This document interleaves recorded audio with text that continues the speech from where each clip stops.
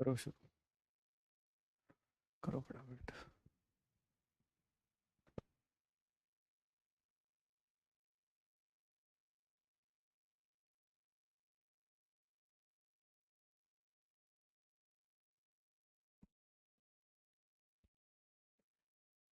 Hello प्यारे बच्चों, सभी को मेरी तरफ से हमेशा की तरह जय श्री कृष्ण, राधे राधे। तो कैसे हैं सब लोग? क्या हाल चाल? कल का टेस्ट मस्त गया होगा। बहुत सारे बच्चों ने बहुत अच्छा किया होगा डेफिनेटली। जिन्होंने रिलेशन फंक्शन बहुत अच्छे से किया, क्लास के इलस्ट्रेशन किए थे, केटीके किए हैं, उनसे बहुत बढ़िया मस्त टेस्ट हुआ होगा, बहुत बढ़िया हुआ होगा डेफिनेटली। बहुत अच्छा हुआ होगा। 200, वेरी गुड वेरी गुड, बहुत अच्छा है। बस यूं ही आप पढ़ते रहिए, पढ़ते रहिए, सब अच्छा हो जाएगा। बस मेहनत करते रहिए, मेहनत करते रहिए, सब अच्छा होगा, सब अच्छा होगा, सब अच्छा होगा। तो चलिए शुरुआत करते हैं। बच्चे अपने अपने मार्क्स लिखकर भेज रहे हैं। 200, 2 के आसपास ज्यादा डेटा दिख रहा है मुझको। कईयों के एक दो बिरले हैं जो कह रहे हैं सर 100 कुछ। मैक्सिमम तो 2 में ही डेटा दिख रहा है, 200 प्लस में ही डेटा दिख रहा है। This is very good, this is really good, बहुत अच्छी बात है, बहुत अच्छी बात है। सिली मिस्टेक कर दी, कोई बात नहीं, धीरे धीरे करके चीजें सुधर जाएंगी। और मुझे अब लगता है कि आपको अपने ऊपर कुछ ना कुछ आत्मविश्वास जरूर जगा होगा कि हम इससे बेटर कर सकते हैं, प्रोवाइडेड हम क्लास इलस्ट्रेशन, टीएच और जो क्लास में जितना भी होमवर्क हमें मिल रहा है वो हम पूरा कर लें। तो चलिए आइए बिना वक्त गवाए शुरुआत करते हैं आज की कार्यवाही की। तो आज हम पढ़ने वाले non identical, identical function, even odd, और प्रैक्टिस करेंगे कुछ प्रॉब्लम्स की। और रीति रिवाज को निभाते हुए सबसे पहले पढ़ते हैं फ्रैक्शनल पार्ट यानी रिकैप। फ्रैक्शनल पार्ट फंक्शन पिछले टर्म पर हमने पढ़ा था y is equal to fractional of x। तो फ्रैक्शनल ऑफ x जो होता है वो होता है x minus greatest integer of x। अब क्या तुम मुझे बता सकते हो, क्या तुम मुझे ये बता सकते हो कि फ्रैक्शनल एक्स की रेंज क्या होती है? फ्रैक्शनल एक्स की रेंज जो होती है, डोमेन बताओ इसकी। सर डोमेन तो होती है पूरा आर, डोमेन थी आर, और सर जो इसकी रेंज थी वह थी क्लोज्ड जीरो से, क्लोज्ड जीरो से ओपन 1। और फ्रैक्शनल एक्स जीरो कहां होता है? सर फ्रैक्शनल एक्स जीरो होता है, फ्रैक्शनल एक्स इज जीरो अगर x क्या हो? इंटीजर हो। अगर x इंटीजर हो, भाई मालूम है, याद है? हाँ सर ये तो याद है सर, इतनी सी बात तो याद होगी सर हमें, ये तो याद है। फ्रैक्शनल एक्स जीरो कहां होता है? जहां यह इंटीजर हो। और फ्रैक्शनल एक्स की वैल्यू हमेशा 0 और 1 के बीच में होती है। फिर हमने पढ़ा था फ्रैक्शनल ऑफ एक्स का ग्रेटेस्ट इंटीजर लिखा हो, या फिर ग्रेटेस्ट इंटीजर का फ्रैक्शनल लिखा हो, या फिर ग्रेटेस्ट इंटीजर का फ्रैक्शनल लिखा हो, दोनों ही वैल्यू 0 होती है। फिर हमने देखा फ्रैक्शनल ऑफ एक्स, एक्स कब होता है? कोई बताएगा? फ्रैक्शनल ऑफ एक्स, एक्स कब होता है? Fractional of x is x अगर एक्स 0 से 1 के बीच में हो। Fractional of x is x अगर एक्स 0 से 1 के बीच में हो। फिर हमने पढ़ा था fractional of x, fractional of x plus fractional of minus x. याद आया? हाँ सर याद आ गया sir. Fractional of x plus fractional of minus x, यह होता है 0 अगर एक्स इंटीजर है, और अगर एक्स इंटीजर नहीं है तो यह होगा -1, नहीं 1, यह क्या होगा? 1 होगा। हाँ सर याद आ गया, ये वाली बात भी याद आ गई कि यह 1 होगा। तो ये सब चीजें हमने पढ़ी थी। फिर हमने एक चीज और पढ़ी थी, फिर हमने एक चीज और पढ़ी थी, वह क्या थी सर? वह यह था कि अगर फ्रैक्शनल एक्स किसी के बराबर हो, fractional x is equal to k हो, और यह के 0 से 1 के बीच में हो, तो उसका मतलब x जो होगा implies x is equal to n plus k होगा, वेयर n कोई भी एक इंटीजर है, where n is any integer, where n is any integer. Very good very good very good, ये बात क्लियर है। 1 पर कभी भी क्लोज ब्रैकेट नहीं आता, क्योंकि फ्रैक्शनल पार्ट की रेंज कभी भी इंटीजर नहीं होती। यह फंक्शन के बारे में एक इंपॉर्टेंट बात और पढ़ी थी। फ्रैक्शनल ऑफ एक्स कैसा फंक्शन होता है? Periodic. Fractional of x is a periodic function. कैसा फंक्शन है? Is a periodic function.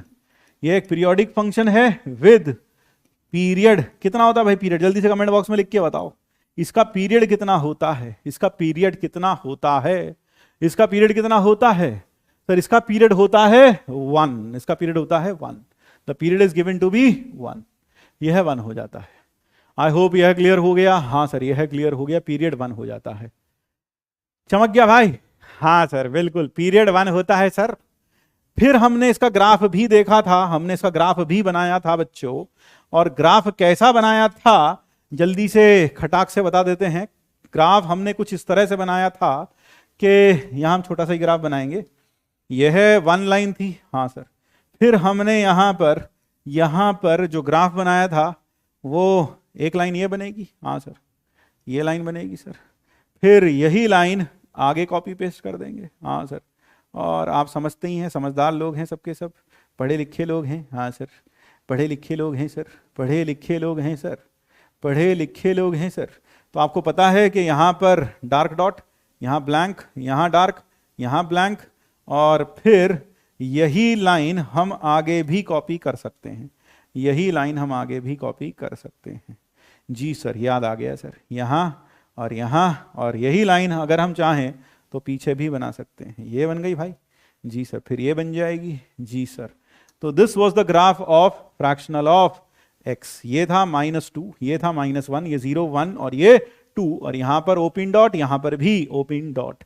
और आपको इक्वेशंस भी याद है, y equal to x, y equal to x plus 1, यहां थी y equal to x plus 1। यह वाली क्या थी सर? ये थी y equal to x plus 1। ये वाली क्या थी सर? ये थी y equal to x plus 2, y equal to x plus 2। ये क्या थी सर? यह वाली जो थी, यह वाली जो थी, यह थी y इक्वल टू एक्स, ये थी y इक्वल टू एक्स। हाँ सर याद आ गया। और ये वाली क्या थी? y equal to x minus 1। और ये वाली क्या थी? y equal to x plus x minus 2, x minus 2। अगले वाली क्या होगी? x minus 3, x minus 4, x minus 5, यहां होगी x plus 3, x plus 4, x plus 5।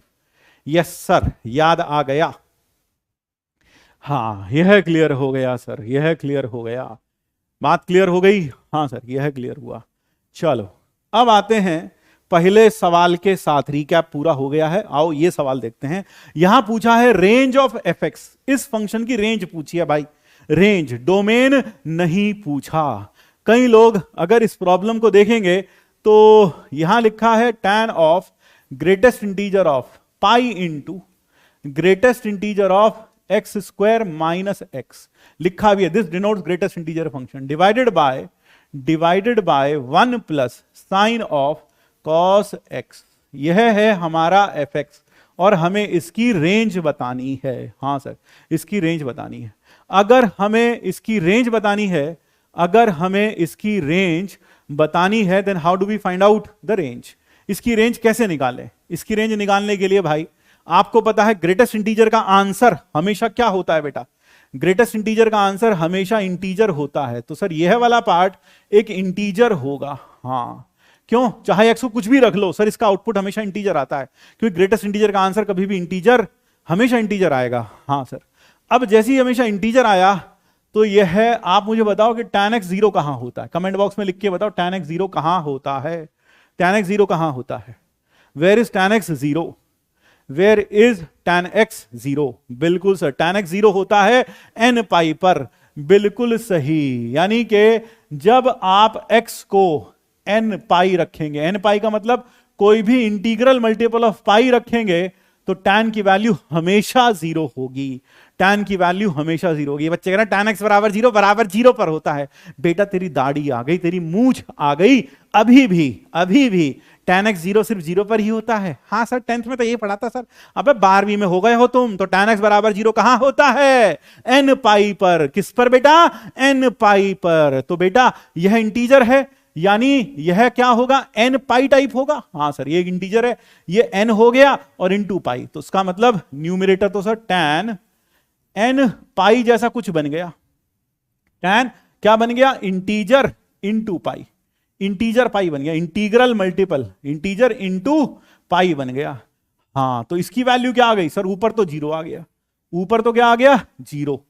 अब अगर ऊपर 0 आ जाए तो सर हमें देखना पड़ेगा कहीं नीचे तो 0 नहीं आ रहा, क्योंकि अगर नीचे 0 आ जाता है तो आप समझ सकते हैं, नीचे 0 आ जाता है तो आप समझ सकते हैं, तो सर 0.0 नॉट डिफाइंड हो जाएगा। अब जरा देखो कॉस एक्स की वैल्यू -1 से 1 होती है। हाँ सर, तो साइन ऑफ कॉस एक्स, अब जरा देखना, साइन एक्स की वैल्यू, साइन के अंदर का एंगल -1 से 1 है भाई, -1 से 1, -1 यहां होगा, और सॉरी ये मैंने कॉस का ग्राफ बनाया है, ठीक है ना। हाँ, ये लाइन को थोड़ी सी इधर कर देते हैं, अरे बाप रे, तो यहां बनाते हैं भाई, साइन एक्स का ग्राफ ये बन गया भाई। हाँ sir, so that is the graph of sine x. जी सर, अब हमने यहां पर, यह बीच में π/2, और यहां पर 1 कहां होगा सर, 1 यहां होगा, 1 यहां होगा, क्योंकि साइन का अंदर का एंगल है -1 से 1 रेडियन, -1 से 1 रेडियन। हाँ सर, और पीछे सर यह है यहां पर, यहां होगा कहीं -1, यहां होगा -1। हाँ सर, तो नीचे देखा जाए तो साइन यहां से यहां तक आएगा, तो अगर देखा जाए क्या नीचे कभी 0 बनेगा, नीचे 0 तब बनता जब साइन ऑफ कॉस एक्स की वैल्यू -1 हो जाए, साइन ऑफ कॉस एक्स की वैल्यू -1 हो जाए तब यह 0 बनता। जरा ध्यान से सुनना बच्चों, बारीक बात है, ध्यान से सुनना। 1 plus sine of cos x 0 तब बनता जब sine 1 plus sine of cos x 0 तब बनता जब साइन कॉस एक्स बराबर 1 हो जाता। तो तुम्हें इस हिस्से में क्या साइन की वैल्यू 1 होते हुए दिख रही है? ना सर, ये तो 1 भी ना सर, ये -1 भी नहीं हो रही, ना सर -1 नहीं हो रही, क्योंकि 0 कब होता जब ये -1 होता, ये 0 नहीं हो सकता। तो clearly 1 plus sine of cos x 0 नहीं हो सकता। क्यों? क्योंकि जो यह एंगल है वो -1 से 1 उसका साइन लिया, तो वैल्यू यहां से यहां तक आएगी। कायदे में पूछा जाए तो साइन ऑफ -1 से लेकर साइन 1 तक आएगी, साइन ऑफ -1 से लेकर साइन 1 तक आएगी, साइन ऑफ 1, और यहां साइन ऑफ -1 से लेकर साइन 1 तक आएगी, जिसमें कभी भी बीच में -1 नहीं आता, इसलिए 0 नहीं हो सकता। हाँ सर, अब जब ये 0 नहीं हो सकता तो ऊपर तो आ गया 1 प्लस साइन कॉस एक्स है भाई, और नीचे क्या है, non zero number, non zero number, 0 upon non zero number, answer हमेशा 0 आएगा। इसका मतलब इसकी वैल्यू हमेशा क्या आएगी, 0 आएगी, इसकी वैल्यू हमेशा क्या आएगी, 0 आएगी। Therefore the correct answer is only 0। D for Delhi, ID Delhi is the correct answer. I hope यह क्लियर हुआ, आई होप यह क्लियर हुआ, यह बात समझ में आ गई, यह बात क्लियर हो गई, यह बात समझ में आई। हाँ सर, यह बात समझ में आई, यह बात क्लियर हो गई। चलो 0 पर ओपन आ गया, कोई बात नहीं बेटा, यह बात समझ में आई, क्लियर हुआ। अगर समझ में आई तो जल्दी से पढ़ने वाले बच्चे कमेंट बॉक्स में आग लगा दें, कमेंट बॉक्स में आग लगा दें। तो एक बार दोबारा से सुन लो, अगर कुछ भी समझ में नहीं आया तो आपको समझ में आना चाहिए ये इंटीजर है, इंटीजर इंटू पाई करेंगे तो n पाई पर tan की वैल्यू 0, क्योंकि इंटीजर इंटू पाई रखें tan के अंदर तो वैल्यू 0 आती है, तो इसकी वैल्यू हमेशा 0 आ गई, तो न्यूमरेटर तो 0 हो गया हमेशा के लिए। अब नीचे देखना है, नीचे जो लिखा है कहीं वो 0 तो नहीं है कभी, क्योंकि अगर ये 0 हो गया तो वैल्यू हो जाएगी 0/0 नॉट डिफाइंड। तो देखना पड़ेगा ये कहीं 0 बनता है क्या, तो हमने देखा इसको 0 रख के देखा। यह 0 कब बनता, जब साइन ऑफ कॉस एक्स की वैल्यू -1 आती, जब साइन ऑफ कॉस एक्स की वैल्यू क्या आती, -1 आती। लेकिन -1 आएगी ही नहीं, क्योंकि π/2 पर -1 आती है, -π/2 पर -1 आती है, और ये -π/2 से पहले है ये नंबर, ये -π/2 से पहले है। -1 कहां आएगी, -1 तो सर और नीचे आएगी, यहां आएगी -1, इसके नीचे आती -1, इसके नीचे आती -1, यानी कहने का मतलब है यह वाली वैल्यू आ गई साइन ऑफ -1, और यह वैल्यू है -1, तो -1 नीचे आता। तो आप देख रहे हो ये वैल्यू, क्योंकि साइन के अंदर का एंगल cos x है, cos x की वैल्यू कहां से कहां तक होती है, -1 से 1। जब -1 से 1 होती है तो साइन के अंदर का एंगल है -1 से 1, तो उस केस में साइन की वैल्यू कभी भी -1 नहीं बन रही। जब -1 नहीं बन रही तो ये 0 नहीं बन सकता, क्योंकि 0 कब बनता, जब ये -1 बन जाता, लेकिन ये -1 बन ही नहीं रहा है, इस कारण से यह कभी 0 नहीं होगा, और 0 अपॉन नॉन 0 हमेशा 0 होता है। Therefore the correct answer is 0। I hope यह क्लियर हो गया। हाँ सर, यह क्लियर हो गया। अब बात करते हैं आइडेंटिकल और इक्वल फंक्शंस की, अब बात करते हैं आइडेंटिकल और इक्वल फंक्शंस की। आइडेंटिकल और इक्वल फंक्शंस जरा समझें। दो फंक्शन या दो मशीन एक जैसी कब कहलाएंगी, दो मशीन एक जैसी कब कहलाएंगी? सर दो मशीन एक जैसी तब कहलाएंगी जब दोनों का इनपुट सेम हो। हाँ सर, हमने दो मशीन देखी और हम कहेंगे दोनों तो एक ही मशीन है। मान लो तुम्हारे पास एक वॉशिंग मशीन हो, है ना, मान लो किसी एक कंपनी की, एक्स कंपनी की, और दूसरी सेम टू सेम मॉडल की एक्स कंपनी की मशीन है, तो तुम क्या कहोगे, दोनों मशीनें सेम ही तो हैं। कैसे? दोनों का इनपुट सेम, हाँ सर, दोनों का आउटपुट भी सेम। तब हम कहेंगे क्या दोनों मशीन सेम हो जाएंगी? नहीं सर। क्यों? सिर्फ अगर इनपुट सेम है दोनों का और आउटपुट भी सेम है दोनों का, तो क्या हम दोनों मशीन्स को सेम कह सकते हैं? नहीं कह सकते। क्या करना पड़ेगा जरा देखो, y equal to sine x है, हाँ सर, ये एफ एक्स है, मान लो ये फंक्शन है एफ एक्स, एक मशीन है साइन एक्स और एक मशीन है जी एक्स जो कि है कॉस एक्स। इसका डोमेन क्या है? इसका डोमेन है सर पूरा आर। इसका डोमेन क्या है सर? इसका भी पूरा आर। इसकी रेंज क्या है सर? इसकी रेंज है -1 से 1, -1 से 1। और इसकी रेंज क्या है सर? इसकी रेंज भी -1 से 1 है। यानी कि दोनों की इनपुट सेम, बिल्कुल सर। दोनों के आउटपुट भी सेम, बिल्कुल सर। इनपुट भी सेम और आउटपुट भी सेम। तो क्या दोनों मशीन सेम है? नहीं सर, ये दोनों मशीन सेम नहीं है, सेम नहीं है। क्यों? क्योंकि सर हालांकि दोनों के इनपुट सेम है, दोनों के आउटपुट सेम है, लेकिन फिर भी मशीन सेम नहीं है, क्योंकि यह अलग अलग एक्स पर, यह अलग अलग एक्स पर अलग अलग आंसर देंगी। जैसे साइन ऑफ π/3 निकाला जाए तो वो देगा √3/2, जबकि वेयर एज कॉस ऑफ π/3 निकाला जाए तो वह देगा 1/2। तो कहने का मतलब है यह दोनों मशीन सेम नहीं है। तो मशीन सेम कब होगी? जब इनपुट सेम, आउटपुट सेम, और साथ साथ हर इनपुट पर आउटपुट सेम होना चाहिए। हर इनपुट पर आउटपुट सेम होना चाहिए। यानी they should have the same value of output at each x of common domain. Common domain क्यों लिखा भाई? जब उनकी डोमेन सेम हो जाएगी तो दोनों की डोमेन कैसी हो गई? पूरी की पूरी कॉमन हो गई। तो इसलिए क्या लिख दिया? Common domain. क्या लिख दिया? कॉमन डोमेन लिख दिया। क्या लिख दिया? कॉमन डोमेन लिख दिया। हर एक्स पर वैल्यू सेम होनी चाहिए। यह बात क्लियर हुई? हाँ। अब जरा गौर से देखो, अगर मैं पॉइंट नंबर 1 कह दूं और पॉइंट नंबर 3 कह दूं तो क्या पॉइंट नंबर 2 अपने आप इंप्लाई कर जाएगा? अगर मैं कहूं दोनों के डोमेन सेम, अगर मैं कहूं पॉइंट नंबर 1 और पॉइंट नंबर 3 दोनों वैलिड हैं, दोनों के दोनों पॉइंट एक दो फंक्शन ओबे कर रहे हैं, दोनों की डोमेन सेम है, तो दोनों के हर एक्स पर आउटपुट भी सेम आते हैं, तो ऑब्वियस सी बात है point 2 will be valid automatically, will be valid automatically. हाँ सर। क्यों भाई? जब दोनों के डोमेन सेम है और हर इनपुट पर दोनों सेम आउटपुट देते हैं तो ऑब्वियस सी बात है रेंज दोनों की सेम हो जाएगी। यानी कहने का मतलब है अगर आप सिर्फ पहला पॉइंट और तीसरा पॉइंट प्रूव कर दो कि फंक्शंस की डोमेन सेम है और हर इनपुट पर सेम आउटपुट देते हैं, तो फंक्शंस कैसे हो जाएंगे? आइडेंटिकल। तो फंक्शन कैसे हो जाएंगे? आइडेंटिकल। तो एक बार मैं आपको, हाँ क्यों? हर इनपुट पर आउटपुट सेम दे रहे हैं, आप दोनों के डोमेन सेम हैं, हाँ सर, तो दोनों में जो एक्स डालोगे सेम एक्स डालोगे, हाँ सर, दोनों के डोमेन सेम है तो सेम एक्स डालेंगे दोनों में। अगर इसमें जो एक्स डाला वो इसमें डाला, है ना, तो आउटपुट भी दोनों के सेम आएंगे, तो हर एक्स पर सेम आउटपुट देंगे, तो रेंज भी किससे बनी होगी? सेम नंबर से बनी होगी। इसीलिए हम कहते हैं ये दोनों फंक्शंस आइडेंटिकल हो जाएंगे। तो सिर्फ फर्स्ट पॉइंट और थर्ड पॉइंट काफी है किन्हीं दो फंक्शंस को आइडेंटिकल प्रूव करने के लिए, किन्हीं दो फंक्शंस को आइडेंटिकल प्रूव करने के लिए, क्योंकि डोमेन सेम और हर इनपुट पर output same means range same. क्योंकि रेंज कैसे मिलती है? डोमेन के वैल्यूज डालते जाओ और आउटपुट्स को इकट्ठा करते जाओ, ऐसी तो रेंज मिलती है। डोमेन के वैल्यूज डालते जाओ और आउटपुट्स को इकट्ठा करते जाओ, उसे रेंज कहते हैं। तो जब आप डोमेन, दोनों की डोमेन सेम है तो दोनों के इनपुट सेम होंगे और हर इनपुट पर सेम आउटपुट आएगा, तो सारे आउटपुट्स को जब इकट्ठा करेंगे तो भैया रेंज तो सेम आनी ही है। तो रेंज तो सेम आनी ही है, हाँ सर, दोनों में रेंज सेम आनी है। यह बात क्लियर हो गई? हाँ सर, यह बात क्लियर हो गई। सर वाइसी वर्सा ट्रू है क्या? भाई अगर दोनों के रेंज सेम है तो क्या दोनों का डोमेन सेम होना इक्वल जरूरी है? देख ले भाई, यहां देख ले, दोनों के रेंज सेम है लेकिन डोमेन भले ही सेम हो गए यहां पर इस एग्जांपल में, लेकिन हर एक्स पर सेम आउटपुट नहीं आ रहा।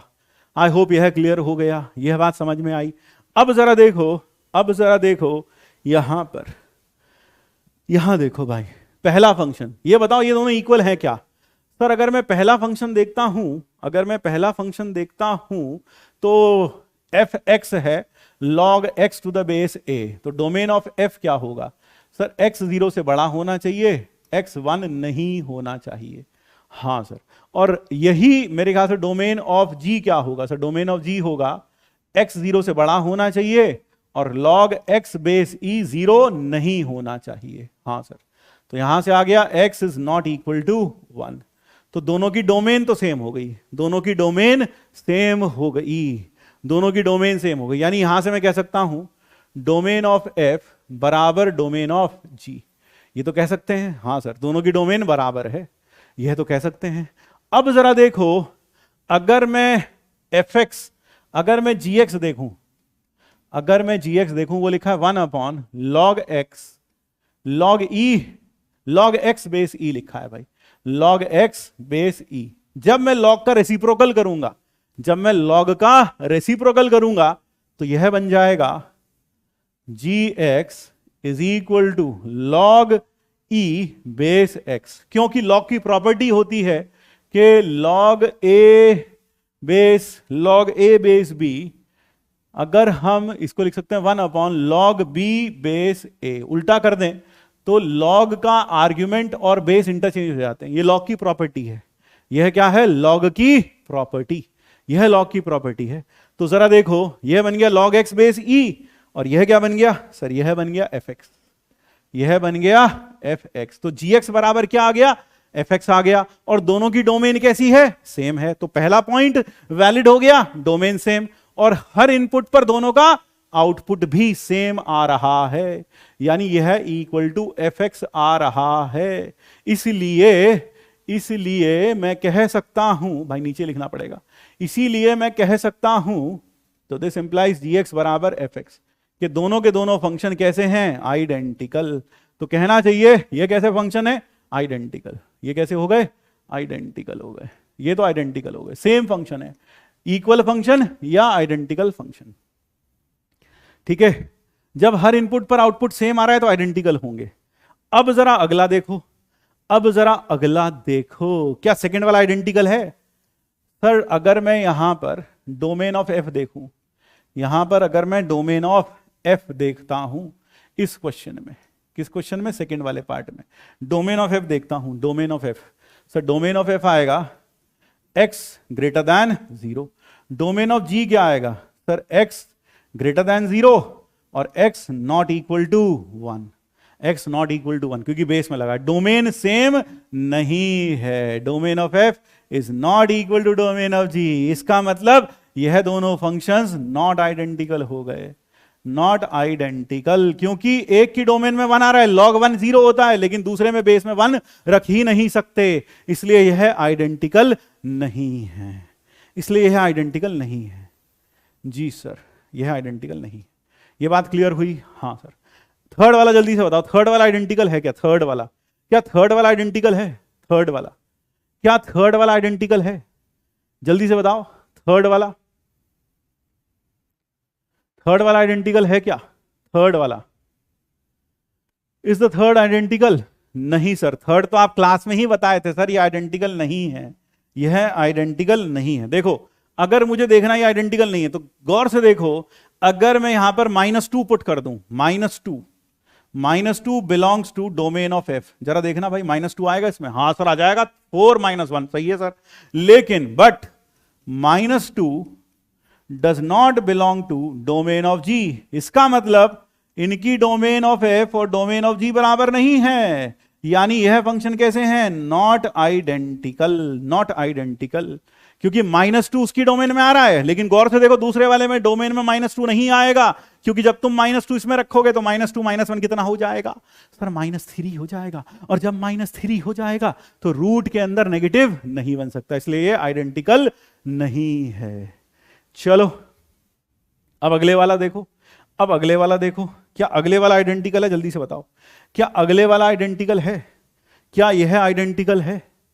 Is this identical? क्या फोर्थ आइडेंटिकल है? हाँ, -1 भी नहीं आएगा, बिल्कुल सही कह रहा है, -1 भी नहीं आएगा, -3 भी नहीं आएगा, -4 भी नहीं आएगा। तो मैंने तो एक एग्जाम्पल दिया, तुम बहुत सारे एग्जाम्पल ढूंढ सकते हो। ठीक है बेटा, तुम बहुत सारे एग्जाम्पल ढूंढ सकते हो। अब जल्दी से बताओ, क्या ये दोनों आइडेंटिकल हैं? सर इसमें ट्राई करके देखो। सर अगर मैं x को -3 पुट कर लूं तो ये तो डिफाइंड नहीं होगा।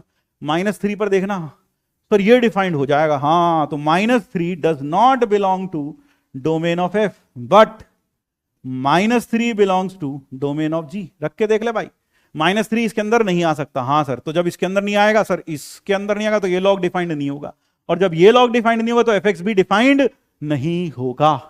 तो यह दोनों आइडेंटिकल नहीं है। यहां पर एक चीज छूट गई है, लॉग। यहां हमारे ऑपरेटर साहब लॉग लिखना भूल गए, यहां हमारे ऑपरेटर साहब लॉग लिखना भूल गए। कोई बात नहीं, हम लिखे देते हैं। Log of x square, log of x square minus x minus 6, वो ये लिखना भूल गए, लॉग लिखना भूल गए असल में वो। ठीक है बेटा, हाँ सर। तो यह दोनों आइडेंटिकल नहीं है क्योंकि -3 इसकी डोमेन में नहीं है। -3 इसमें रख के देख, 9 और 3 12, 12 में से 6 गया, 6 पॉजिटिव बच रहा है। तो यह दोनों आइडेंटिकल नहीं है। आई होप ये क्लियर हुआ। यह क्लियर हो गया, जल्दी से कमेंट बॉक्स में आग लगा दें अगर क्लियर हो गया है तो। अगर क्लियर हो गया है तो जल्दी से कमेंट बॉक्स में आग लगा दें। हाँ ये क्लियर हो गया, हाँ सर यह क्लियर हो गया। अब जरा यह वाला देख लो, यह सेम है या अलग अलग है? यह सेम है या अलग अलग है? इसकी डोमेन क्या होगी सर? पहले वाले की डोमेन होगी R, दूसरे वाले की डोमेन होगी वो भी R, दोनों की डोमेन R है। हाँ सर। अब gx, सर gx अगर देखा जाए gx जो लिखा हुआ है x mod x, signum x को क्या लिख सकते थे sir? X square signum x है, तो gx जो है वह है x square signum x square signum of x। इसको लिख सकते हैं यानी x square into x mod x by x लिख सकते हैं। हाँ सर, कब? जब x 0 ना हो, और अगर x 0 हो तो सर सिग्नम की वैल्यू 0 होगी। तो यानी उस वक्त आंसर आ गया सर, ये आ गया x मॉड x अगर x 0 नहीं है, और अगर x 0 है तो वैल्यू 0 ही आएगी। हाँ सर। अब जरा देखो fx की वैल्यू जब x 0 नहीं है तो x मॉड x है, सेम है सर, और जब x 0 होगा तो fx 0 ही आएगा, fx 0 ही आएगा। जरा ध्यान से देखना, जरा ध्यान से देखना, जरा ध्यान से देखना बेटा, बाबूजी धीरे चलना, हाँ मैथ में जरा संभलना। जरा देखो बेटा, यहां पर अगर आप देखोगे, अगर मैं fx देखूं तो fx है x मॉड x, और अगर मैं f ऑफ 0 देखूं एट x बराबर 0 है ना, तो आंसर आएगा 0। तो इसका मतलब fx और gx की वैल्यू हमेशा सेम है। तो इसका मतलब यह दोनों फंक्शन कैसे हो गए? आइडेंटिकल। क्यों? दोनों की डोमेन सेम है और हर x पर दोनों का आउटपुट भी सेम आ रहा है, हर x पर दोनों का आउटपुट भी सेम आ रहा है। और फोर्थ वाले में क्या कहेंगे? Not identical. फोर्थ वाले में क्या कहेंगे? ध्यान रखना, नॉट आइडेंटिकल, क्योंकि दोनों की डोमेन डिफरेंट है, दोनों की डोमेन डिफरेंट है। ये बात समझ में आ गई? हाँ यह बात क्लियर हो गई, ये बात क्लियर हो गई। जरा देख लो भाई, लो भाई एक बार। Sir in question 4 we put -3 log will be defined. अच्छा, -3 पुट कर ले इसके अंदर, -3 पुट किया सर, -3 + 2 सर -1 हो गया, तो log कहां से डिफाइंड हो गया? ठीक है, log कहां से डिफाइंड हो गया भाई? इसमें अगर तूने -3 पुट कर दिया तो log डिफाइंड नहीं होगा। तू क्या सोच रहा होगा? Sir log a + log b, log a b लिख देते हैं बेटा। log a + log b, log a b तब होता है जब a और b दोनों पॉजिटिव हो, नहीं तो log a + log b log a b के बराबर नहीं होता, log a b के बराबर नहीं होता। इसलिए यह, तुम क्या सोच रहे हैं पता? चुन्नू कुमार क्या सोच रहा होगा? x + 2 x - 3 log a + log b log a × b, तो x + 2 × x - 3 कर लिया होगा इसने, सेम आ रहा होगा, और ये कह रहा होगा इसलिए यह गलत हो गया सर, ये तो ठीक है, यह तो ठीक है। बात समझ में आ गई? हाँ सर यह बात समझ में आ गई, ये दोनों सेम नहीं है। और log a + log b यह बराबर होता है log a b जब a और b पॉजिटिव हो तभी। तो फोर्थ वाला आइडेंटिकल नहीं है। ठीक है, हाँ सर। अच्छा, इसमें -3 पुट करके देख ले, -3, 9 + 3 कितना हुआ? 12। 9 + 3 है बेटा, +3। वो कह रहा सर जी में तो नहीं आ रहा, गलत लिखा है सर आपने। अबे -3 पुट करेगा तो -3 का स्क्वायर 9, और यहां माइनस है तो माइनस माइनस प्लस हो जाएगा, 9 और 3 हो जाएगा 12, 12 में से 6 गया, 6 प्लस का बच रहा है बेटा, प्लस का। हाँ सर, अब समझ में आया सर, हम तो गलती थे सर, हमें लगता है जो हमें समझ नहीं आता सब गलत है दुनिया में। हाँ सर, हमें भी यही लगता है जो हमें समझ में नहीं आया वो सब गलत है सर। हाँ कोई बात नहीं बेटा, कोई बात नहीं। अब जरा यहां आ जाओ, अब जरा यहां आ जाओ।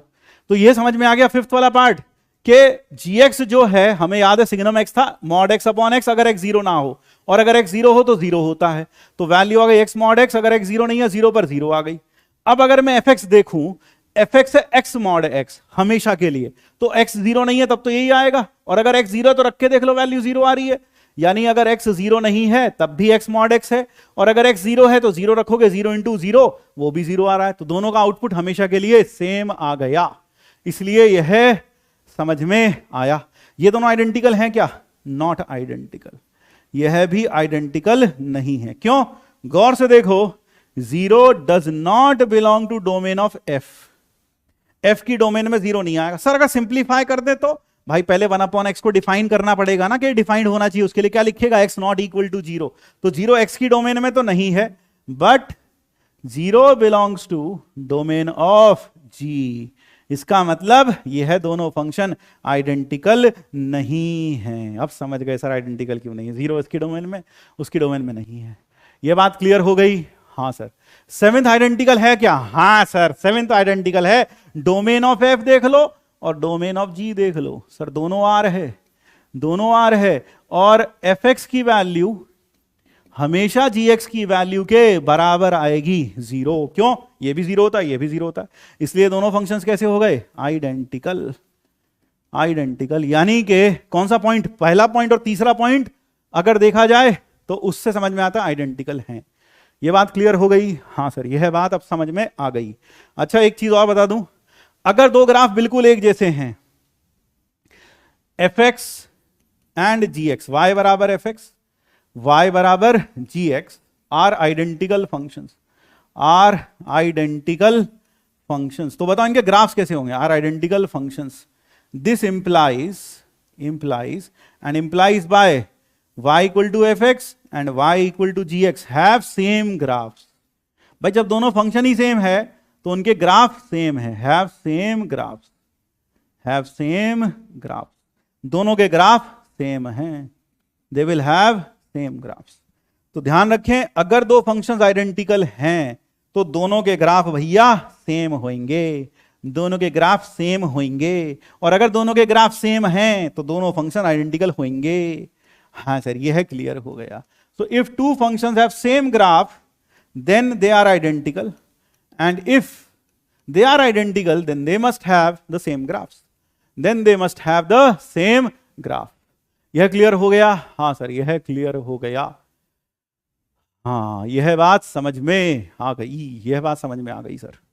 अच्छा, आपके साथ कभी ऐसा हुआ कि आपने इक्वेशन सॉल्व की, आपका आंसर कुछ आ रहा था और पीछे आया नो सॉल्यूशन? ऐसा कभी हुआ आपके साथ? हाँ सर, हुआ तो है। तो देखो बेटा, एक बच्चा था लल्लू, 1 + 1/x बराबर 0, इसको सॉल्व करना था उसको, इसको सॉल्व करना था उसको। तो उसने क्या किया? आप होते तो आप भी क्या करते? ऐसा हुआ आपके साथ? हाँ सर, हुआ है। बेटा ऐसा अक्सर क्यों होता है? ऐसा अक्सर इसलिए होता है क्योंकि आप किसी गिवन फंक्शन को एक नॉन आइडेंटिकल फंक्शन से रिप्लेस कर बैठते हो। तो क्या हुआ? देखो, जैसे लल्लू को ये सॉल्व करना, तो लल्लू ने क्या किया? एलसीएम लिया, x + 1/x बराबर 0, उसने x ऊपर भेज दिया, x + 1 बराबर 0, तो यह हो गया x बराबर 0। आंसर। लेकिन यह आंसर जब लल्लू ने चेक किया तो आंसर आया था नो सॉल्यूशन।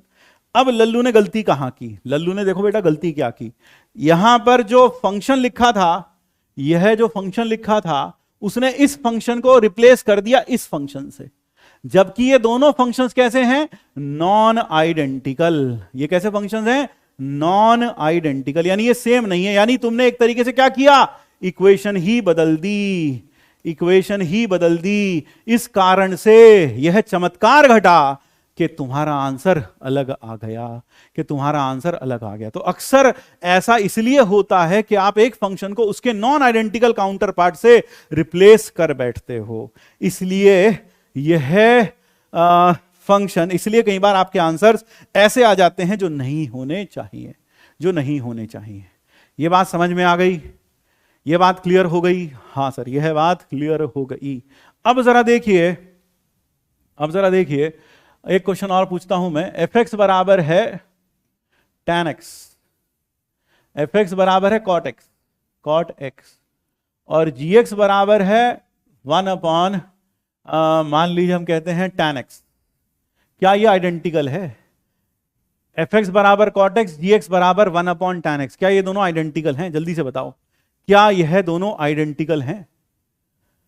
क्या यह दोनों आइडेंटिकल हैं? करेक्ट वे क्या होगा? करेक्ट वे तो भैया यही होगा, ये पॉसिबल ही नहीं है लल्लू वाले में। क्या ये आइडेंटिकल हैं? क्या यह आइडेंटिकल हैं? नहीं सर, ये आइडेंटिकल नहीं है, नॉट आइडेंटिकल। उसका कारण क्या है? Because cot x π/2 belongs to domain of f।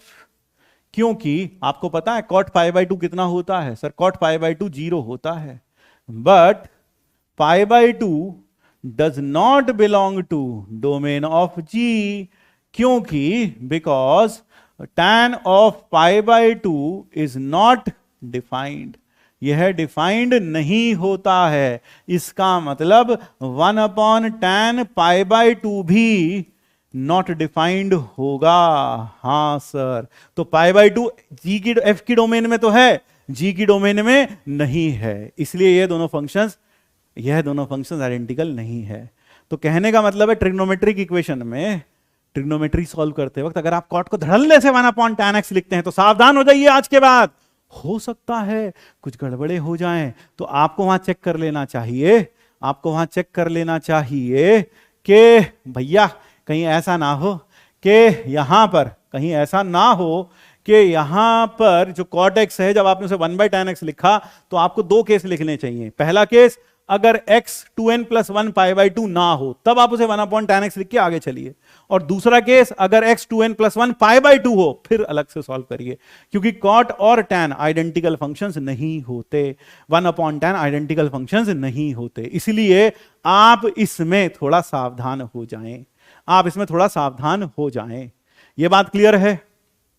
हाँ सर, यह बात क्लियर हो गई, यह बात क्लियर हो गई।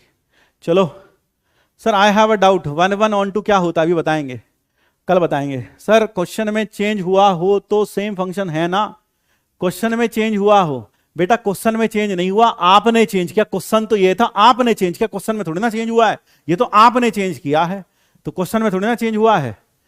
हाँ सर, यह क्लियर हो गया। 1 अपॉन tan x को cot x भी लिख सकते हैं, लिख सकते हैं, प्रोवाइडेड x 2n + 1 π/2 ना हो तब लिख सकते हैं। ध्यान रखिएगा निकिता चावला जी, 1 अपॉन tan x को cot x हमेशा नहीं लिख सकते। कब लिख सकते हैं? अगर x 2n + 1 π/2 ना हो और साथ में tan x 0 ना हो, आप समझते ही हैं, है ना? हाँ सर, तो ये चीज ध्यान रखिएगा। Can I start from here? मेरे ख्याल से बेटर रहेगा बेटा तुम फंक्शन का डोमेन रेंज पहले लेक्चर से स्टार्ट करो, तभी अच्छा रहेगा। सर इधर क्रॉस मल्टीप्लाई करके सॉल्व कर सकते हैं बेटा, अगर क्रॉस मल्टीप्लाई कर दिया तो 1 बराबर 0 आ जाएगा, तो कह देंगे नो सॉल्यूशन प्रोवाइडेड, ठीक है ना? 1 upon tan x cot x होता है ना? ना बेटा, हमेशा cot x ना होता है, तो ध्यान रखिए 1 अपॉन tan x बराबर cot x implies x is not equal to, कब होता है भाई? If x is not equal to n pi and is not equal to 2n + 1 π/2। हाँ, या मिला के कहूं तो n π/2 नहीं होना चाहिए, ये तब बराबर होते हैं बेटा। ये बात क्लियर है? यह बात क्लियर है? हाँ सर, यह क्लियर हो गया। अब यह 3-4 सवाल ही आप घर में खुद कर लेना।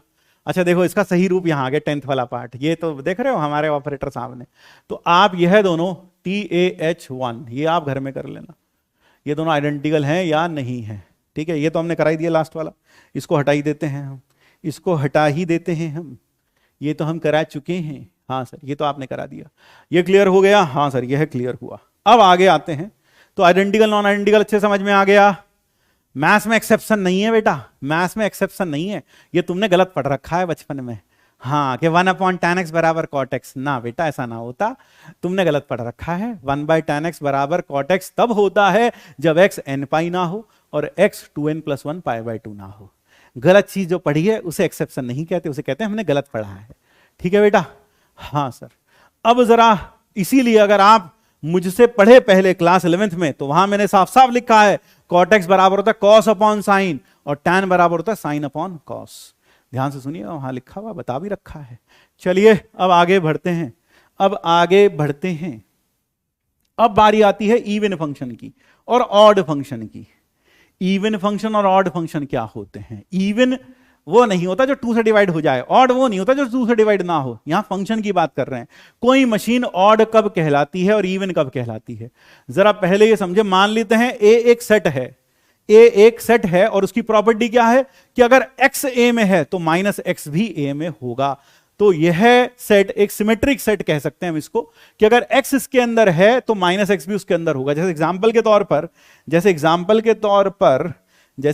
तौर पर मान लो ए सेट ऐसा हो सकता है -2, -3, -1, -3, -1, 0, 1 और 2 और 3, ऐसा हो सकता है एक सेट। या फिर ए ऐसा भी हो सकता है, जैसे एक हो जाए -1 से 1, हाँ सर। या फिर ऐसा भी हो सकता है -3 से 3, या फिर ऐसा भी हो सकता है -∞ से ∞, या फिर ऐसा भी हो सकता है -2 से 2 यूनियन -2 से 2, मान लो ऐसा ले लेते हैं भाई, ऐसा ले लेते हैं, हाँ, -2 से 2 यूनियन क्या, यूनियन ले लेते हैं सर -3 से -5 से -3, -5 से -3, यूनियन 3 से 5, यूनियन 3 से 5। जरा देखना भाई, हाँ सर ऐसा भी हो सकता है, बिल्कुल। प्रॉपर्टी क्या है, अगर उसमें x है तो -x भी होना चाहिए, यानी जो भी नंबर उसके अंदर आ जाए उसका नेगेटिव भी होना चाहिए। हाँ सही है सर, इसमें भी सही है, इसमें भी सही है सर। -2 से 2, हाँ सर सही है। -3 से -5, हाँ सर सही है। ये सारे सेट इसी फॉर्म के हैं, ये सारे सेट इसी फॉर्म के हैं, ठीक है? हाँ सर ये क्लियर हुआ, ये सारे सेट इसी फॉर्म के हैं। तो जब कोई सेट इस फॉर्म का हो, ए इस फॉर्म का हो, और फंक्शन एफ ए सेट पर डिफाइंड हो, तब हम उसको ऑड या इवन कहते हैं। कब? तो ध्यान रखिएगा, ऑड इवन होने के लिए जो वो फंक्शन है वो कहां डिफाइंड होना चाहिए? एक सिमेट्रिक सेट पर डिफाइंड होना चाहिए। सिमेट्रिक सेट का मतलब अगर उसके अंदर x है तो -x भी उसमें होना चाहिए। यानी कुल मिलाकर f की डोमेन इस प्रकार से हो कि अगर उसमें x है तो -x भी उसकी डोमेन में हो, तब हम पता लगा सकते हैं कोई फंक्शन इवन है या ऑड है। ठीक है ना? या इवन है या ऑड है। क्या यह बात समझ में आई? क्या यह बात क्लियर हुई? यह बात समझ में आई? हाँ सर, दोबारा से देख लें, यह बात क्लियर हुई? हाँ सर यह बात क्लियर हो गई। अगर -x है तो x भी उसकी डोमेन में होना चाहिए, तब फंक्शन को हम इवन कब बोलते हैं। अगर x की जगह -x रखने पर वापस fx आ जाए तो वो फंक्शन इवन होगा। यानी x की जगह -x रखा, सेम टू सेम वापस आ गया तो हम कहेंगे फंक्शन इवन है। और अगर x की जगह -x रखा और माइनस बाहर आ जाए फंक्शन से तो हम कहेंगे फंक्शन ऑड है, ऑड है। इस चीज को एग्जाम्पल के तौर पर, एग्जाम्पल इवन फंक्शन के एग्जाम्पल ले सकते हैं। इवन फंक्शन एग्जाम्पल ले सकते हैं fx बराबर x⁴ प्लस x² प्लस 1। ये इवन है कि नहीं है? जरा देखियो भाई, f ऑफ -x देख sir, f of -x sir same आएगा, -x⁴ प्लस -x² प्लस 1। तो क्या आ गया सर? f ऑफ x ही आ गया सर, ये तो f ऑफ x आ गया। इवन है कि नहीं है? हाँ सर। एक और ले ले, cos x, तो यहां हो जाएगा cos ऑफ -x, और ये वापस क्या आ गया? cos x। तो ये भी कैसा है? इवन फंक्शन है। यह भी कैसा है? इवन फंक्शन है। यानी इवन फंक्शन क्या करेगा? माइनस को डकार जाएगा, माइनस को डकार जाएगा। It will digest the negative sign. जैसे कि अब एक और देख ले, mod x। तो अगर mod ऑफ -x देखेगा तो वापस mod x आ जाएगा। तो यह फंक्शन भी कैसा हुआ? इवन फंक्शन हुआ। यह फंक्शन भी कैसा हुआ? इवन फंक्शन हुआ। So these are some examples of even function. हाँ, these are examples of even function. Some are examples of even function like cos x, x² ले ले एग्जाम्पल। अगर तू चाहे तो x² भी ले सकता है, x² ले ले। तो ये सारे फंक्शंस किसके एग्जाम्पल हैं? इवन फंक्शन के। क्योंकि ये सब में माइनस रखने पर क्या होता है? यह सब में माइनस रखने पर माइनस हजम कर जाते हैं। ठीक है? हाँ सर, ये सब के सब माइनस हजम कर जाते हैं। ये बात समझ में आई? Even function. ऑड फंक्शन क्या होता है? Odd function, odd function example देख ले, एफ एक्स बराबर x cube plus x plus one minus one, या बस इतना ही। तो एफ ऑफ माइनस एक्स कितना होगा सर? यह होगा minus x cube minus x, जो कि हो गया minus of x cube plus x, ये आ गया minus f x, minus f x. तो कैसा हो गया? ऑड फंक्शन हो गया। एक एग्जाम्पल और देख ले, एफ एक्स बराबर साइन एक्स, साइन एक्स, तो एफ ऑफ माइनस एक्स क्या होगा? तो साइन ऑफ माइनस एक्स, तो ये क्या हो गया sir? Minus sine x, minus sine x. बिल्कुल सर, ये भी कैसा फंक्शन हुआ सर? ये हो गया ऑड, और वह भी कैसा हो गया? ऑड फंक्शन हो गया, ऑड फंक्शन हो गया, ऑड फंक्शन हो गया। क्या ये बात समझ में? इवन फंक्शन क्या है और ऑड फंक्शन क्या है? हाँ सर, अब समझ में आया कि इवन फंक्शन क्या है, ऑड फंक्शन क्या है। tan x क्या है? tan x भी यही होगा, एफ एक्स बराबर tan x, वह कैसा फंक्शन है सर? वह भी ऑड फंक्शन है। यह भी कैसा है? Odd function, odd function. F x tan of minus x minus tan x, minus tan x। अच्छा, क्या तुम मुझे बता सकते हो एफ एक्स बराबर log x कैसा है? log x to the base e, ये कैसा फंक्शन है? ऑड है या इवन है? ऑड है या इवन है? ऑड है या इवन है? जल्दी से बताओ, ऑड है या इवन है? सर यह function neither odd nor even है, नीदर ऑड नॉर इवन, ना तो ऑड है और ना ही इवन है। क्यों? इसमें एक्स से माइनस एक्स रख ही नहीं सकते, क्योंकि इसकी डोमेन जो होती है वो क्या है? जीरो से इन्फिनिटी। इसकी डोमेन क्या है? जीरो से इन्फिनिटी। सिमेट्रिक डोमेन है ही नहीं। जब सिमेट्रिक डोमेन नहीं है तो क्या यह है दोनों में से कुछ होगा? नहीं सर। क्यों? पहली शर्त क्या थी भाई? वो माइनस ए माइनस, वो जिस डोमेन पर डिफाइंड हो उसमें शर्त क्या थी? अगर उसके अंदर एक्स है तो माइनस एक्स भी उसके अंदर होना चाहिए। ऐसा क्यों होना चाहिए बेटा? जब हम ऑड इवन चेक करते हैं तो एक्स की जगह क्या रखते हैं? Minus x. कहां? उस मशीन के अंदर। तो उस मशीन में माइनस एक्स रखा जाने काबिल होना तो चाहिए, और वो कब होगा? जब मशीन में एक्स रखा जाए तो साथ साथ माइनस एक्स भी रखने की काबिलियत, या उसको उसके ऊपर ऑपरेट करने की काबिलियत मशीन में होनी चाहिए। यानी कि उसका डोमेन कैसा होना चाहिए कि अगर एक्स उसके अंदर है तो माइनस एक्स भी उसके अंदर होना चाहिए। इसलिए यह फंक्शन ना तो ऑड होगा ना ही इवन होगा। अच्छा, एक और देखो, एफ एक्स बराबर x cube plus x plus one, जल्दी से बताओ ये ऑड है या इवन है? यह ऑड है या इवन है? जल्दी से बताओ, यह ऑड है या इवन है? सर इसकी डोमेन तो माइनस इंफिनिटी से इंफिनिटी है पूरा। हाँ सर, माइनस एक्स और एक्स वाली कंडीशन को सेटिस्फाई कर रही है। क्या यह ऑड है या इवन है? क्या यह ऑड है या इवन है? जल्दी से बताओ, क्या यह ऑड है या इवन है? बिल्कुल, यह फंक्शन में एफ ऑफ माइनस एक्स डाल के देखो सर, ये आ गया minus x cube minus x plus one. गौर से देखो, ना तो ये एफ एक्स के इक्वल है और ना ही ये माइनस एफ एक्स के इक्वल है। गौर से देखो। हाँ सर, हम भावना में यहां भी माइनस लिख गए थे सर, हम भावना में यहां भी माइनस लिख गए थे सर। ऑड लिख रहे हैं ना जितने बच्चे, वो भावना में क्या किया उन्होंने? माइनस एक्स रखा ना, यहां भी माइनस लिख गए वो गलती से। माइनस माइनस यहां भी माइनस लिख दिया बेटा तूने। हाँ, यहां भी माइनस लिख दिया तूने। ओहो, तो ना तो ये एफ एक्स आया ना माइनस एफ एक्स आया, तो क्या हुआ? Neither odd nor even, neither odd nor even. हालांकि यह है माइनस इंफिनिटी से इंफिनिटी डिफाइंड है, इसकी डोमेन में एक्स भी है और माइनस एक्स भी है, लेकिन यह ना तो ऑड है ना इवन है, ना तो ऑड है और ना ही इवन है। तो नीदर ऑड नॉर इवन, क्योंकि इवन कब होता? जब सेम टू सेम वापस आ जाता। आया क्या? नहीं आया सर, नहीं आया। क्लियर हो गया। तो इसलिए यह फंक्शन ना तो ऑड है और ना ही इवन है। क्या यह बात क्लियर हो गई? हाँ सर। अब जरा देखो, एक चीज और बताते हैं। यहां पर जो पीछे हमने लिखा था, इस equation F of minus x बराबर एफ एक्स, इसको आप ऐसे भी लिख सकते हैं। यह भी याद रखिएगा, काम आएगा। यह भी याद रखिएगा, यह भी इंपॉर्टेंट है। कई बच्चे बस ये याद रख लेते हैं एफ ऑफ माइनस एक्स बराबर एफ एक्स। इसको दूसरी तरीके से बोला जाए, F of minus f x करके जीरो आ जाए तो फंक्शन इवन होगा। या यूं कहूं कि एफ एक्स में से एफ ऑफ माइनस एक्स करेंगे तो आंसर जीरो आ जाए तो इवन होगा। इसी तरीके से अगर एफ ऑफ माइनस एक्स और एफ एक्स को ऐड किया जाए और जीरो आ जाए तो भी वह फंक्शन ऑड हो जाएगा, तब वह फंक्शन ऑड हो जाएगा। क्या यह क्लियर हुआ? क्योंकि नए पैकेट में बेचे हम तुमको चीज पुरानी, बात तो वही लिखी है, f of minus x minus f x, ये f of minus x plus f x, same ही तो लिखा है। हाँ लेकिन इसके जो परिणाम है वो दूरगामी परिणाम होंगे। क्यों दूरगामी? इसलिए क्योंकि कई बार एक्स या माइनस एक्स रखने पर डायरेक्ट नहीं दिखता, तो उस समय हम क्या करते हैं, F of minus x minus f x करके देखेंगे कि जीरो आ रहा है या नहीं आ रहा।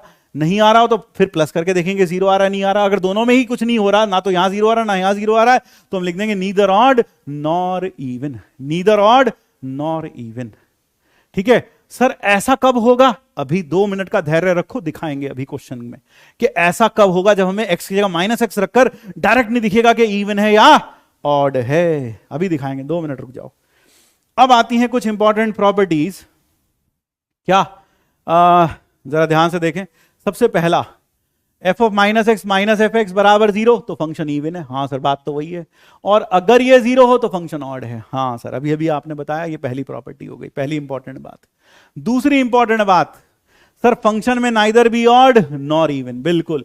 क्या दुनिया का हर फंक्शन ऑड या इवन होता है? नहीं, कुछ फंक्शन ऐसे भी होते हैं जो ना तो ऑड हो ना ही इवन हो, ना तो ऑड हो और ना ही इवन हो। फिर उसके बाद ठीक है, फिर उसके बाद लॉग वाला जो एग्जाम्पल था बेटा, लॉग वाले एग्जाम्पल में अगर आप देखोगे, अगर सर रेंज के क्वेश्चन नहीं बन रहे क्लास में और प्रैक्टिस करा दीजिए। हाँ बेटा, और कितनी प्रैक्टिस कराएं? 2 घंटा प्रैक्टिस कराई थी रेंज के लिए, है ना, और वो अभी भी करा रहे हैं, आज भी कराया, पहला क्वेश्चन रेंज का ही कराया बेटा। और प्रैक्टिस करा दीजिए, करा तो रहे हैं बेटा, और कितना प्रैक्टिस कराएंगे। अब यहां पर देख लो भाई, दूसरा, अब फंक्शन में neither be odd nor even, सही है सर। तीसरा वाला देखो बेटा, तीसरा पॉइंट, अगर कोई फंक्शन पूरी नंबर लाइन पर डिफाइंड है, यानी माइनस इंफिनिटी से इंफिनिटी डिफाइंड, और वो ऑड भी और इवन भी है, तो थर्ड पॉइंट का तो वो है फंक्शन सिर्फ एफ एक्स बराबर 0 ही हो सकता है। अब देखो, f x is odd as well as even, odd भी है और इवन भी है, एज वेल एज इवन। अगर ये ऑड भी है इवन भी है, तो इसका मतलब एफ ऑफ माइनस एक्स बराबर F of minus of F x होगा। हाँ सर, क्योंकि फंक्शन ऑड है। और एफ ऑफ माइनस एक्स बराबर होगा एफ एक्स, क्योंकि फंक्शन इवन है, इवन भी है और ऑड भी है। तो बिकॉज, उसका कारण क्या हुआ? बिकॉज एफ इज ऑड, और यह प्लस एफ एक्स है। क्यों? बिकॉज एफ इज इवन, तो इसलिए F of minus x minus f x और एफ ऑफ माइनस एक्स बराबर एफ एक्स भी होगा, तो दोनों को बराबर रख दो। तो this implies F of minus x, f of minus of F x बराबर एफ एक्स। हाँ सर, तो 2f(x) बराबर 0, तो यहां से सिद्ध हो गया एफ एक्स 0 होगा। यानी कि अगर कोई फंक्शन को तुम्हें कहे पूरी नंबर लाइन पे डिफाइंड है और वो ऑड भी है और इवन भी है, तो वैसा फंक्शन दुनिया में सिर्फ एक ही फंक्शन है, एफ एक्स बराबर 0। तो थर्ड पॉइंट का प्रूफ हो गया बेटा, ये थर्ड पॉइंट का प्रूफ हो गया ये है। तो that is the proof of the third point.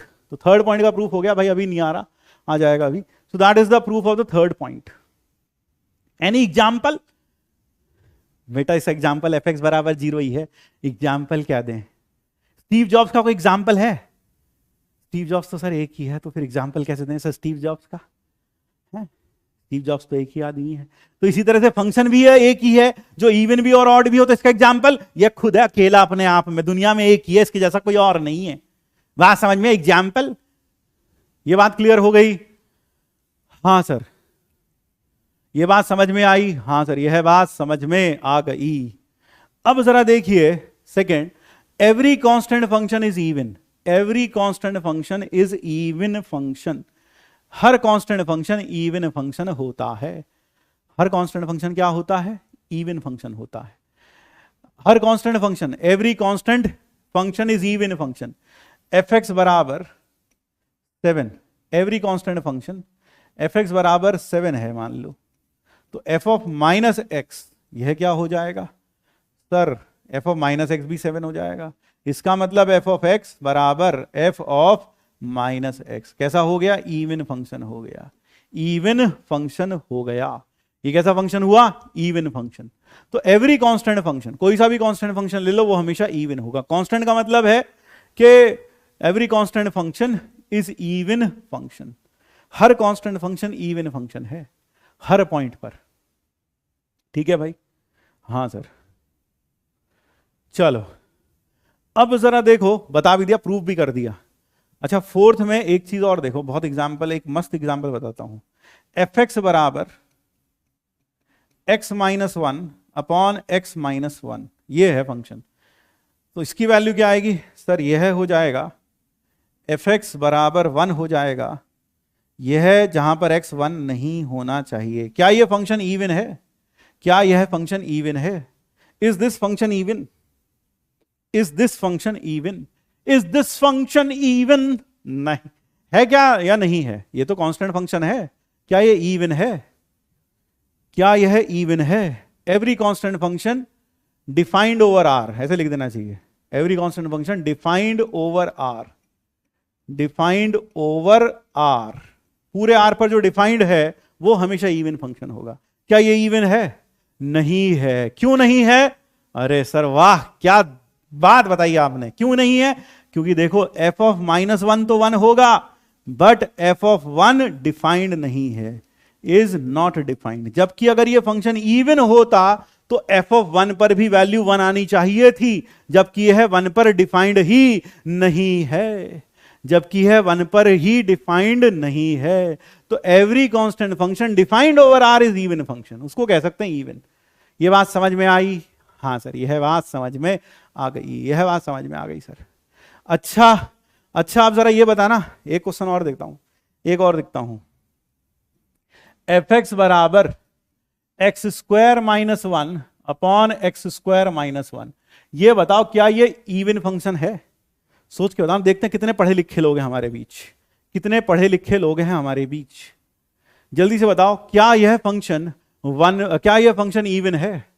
Sir देखा जाए तो एफ एक्स बराबर वन हो जाएगा और हम लिखेंगे x square minus one not equal to zero, that is x is not equal to plus minus one. तो क्या यह फंक्शन इवन है? क्या यह फंक्शन इवन है? हाँ, ये इवन फंक्शन है। F is an even function. Why even function बेटा? सर इवन फंक्शन इसलिए, इवन फंक्शन इसलिए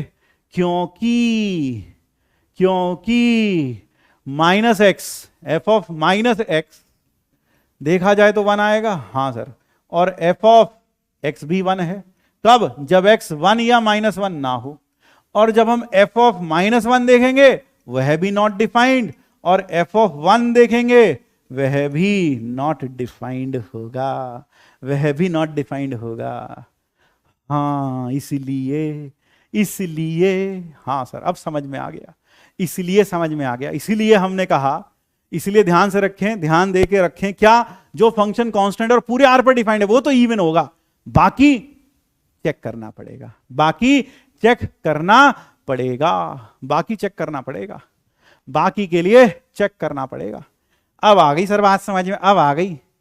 every even function is symmetric about, भाई सबसे important point, her even function का जो ग्राफ होता है वो वाई एक्सिस के अबाउट सिमेट्रिक होता है। जरा सुनो क्यों।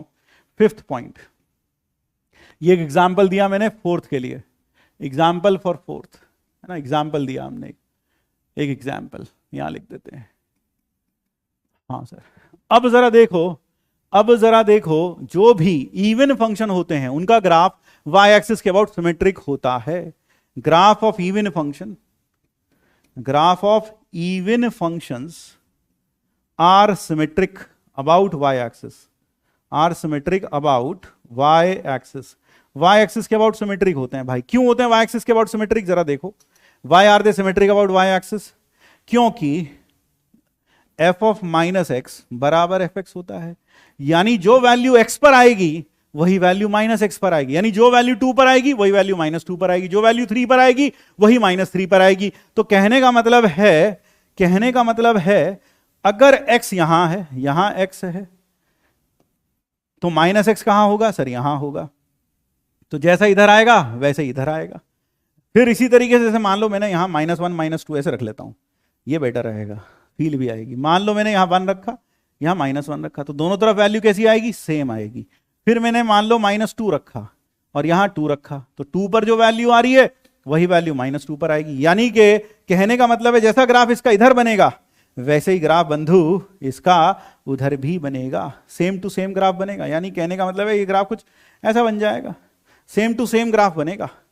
तो कहने का मतलब अगर तुम y एक्सिस के अबाउट इसके ग्राफ को फोल्ड करोगे तो भैया ये पूरा का पूरा मैच हो जाएगा, पूरा का पूरा क्या हो जाएगा, ओवरलैप हो जाएगा। क्या हो जाएगा, ओवरलैप हो जाएगा। कहने का तात्पर्य मेरा सिर्फ इतना है कि भैया अगर आप इसको फोल्ड कर दो, किसके अबाउट, y एक्सिस के अबाउट फोल्ड कर दो, तो ये वाला हिस्सा इस वाले हिस्से से हमेशा ओवरलैप हो जाएगा। जैसे cos x है, जैसे cos x है, जैसे cos x है, cos x देखो, cos x का ग्राफ देख ले भाई मेरे, cos x का ग्राफ देख भाई, देख cos x का ग्राफ। तो कारण समझ में आया, सिर्फ रट्टा नहीं मारना है, कारण समझना है ऐसा क्यों होता है। हाँ सर समझ में आया, क्योंकि जैसी वैल्यू x पर वैसी वैल्यू -x पर, तो दोनों साइड पर ग्राफ कैसा बनेगा, सेम बनेगा। अब ये देख y = cos x। हाँ सर अगर मैं इसको इसके अबाउट फोल्ड कर दूं तो ये वाला हिस्सा, कौन से वाला हिस्सा, ये वाला हिस्सा इस वाले हिस्से से ओवरलैप कर जाएगा, और यह वाला जो हिस्सा है, यह वाला जो हिस्सा है वह इस हिस्से से ओवरलैप कर जाएगा, वह इस हिस्से से ओवरलैप कर जाएगा। तो आप समझ रहे हैं ये फंक्शन कैसा है, इवन फंक्शन है, इवन फंक्शन है। यह बात समझ में आई, यह बात क्लियर हुई। हाँ सर यह बात क्लियर हो गई। सर 3-4 पॉइंट समझ में नहीं आया, 3-4 पॉइंट समझ में नहीं आया। 3-4 में क्या लिखा है, द ओनली फंक्शन, भाई इसमें सिर्फ इतना लिखा है अगर कोई फंक्शन पूरी नंबर लाइन पे डिफाइंड है और वो ऑड भी है इवन भी है तो वो fx = 0 होना चाहिए, यानी उसकी वैल्यू हर पॉइंट पर 0 होनी चाहिए। उसका प्रूफ भी कर दिया हमने, ऑड है तो ये होगा, इवन है तो ये होगा, दोनों से दोनों को इक्वेट कर दो, क्यों, दोनों f of -x के बराबर है, इक्वेट किया तो वहां से आ गया 2fx = 0, यानी fx की वैल्यू हमेशा के लिए 0 होगी। यानी कोई फंक्शन अगर पूरे रियल लाइन पर डिफाइंड है और वो ऑड और इवन दोनों है तो fx बराबर क्या होगा, fx = 0 होगा।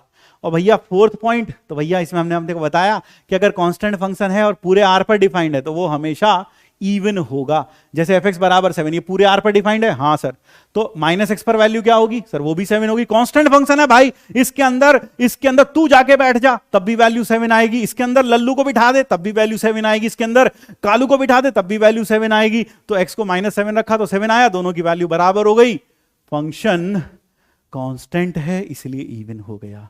ये बात समझ में आई, यह बात क्लियर हो गई। एनसीईआरटी कब स्टार्ट करेगा भैया, एनसीईआरटी लेके इतने बेकरार क्यों हो, अभी करेंगे स्टार्ट।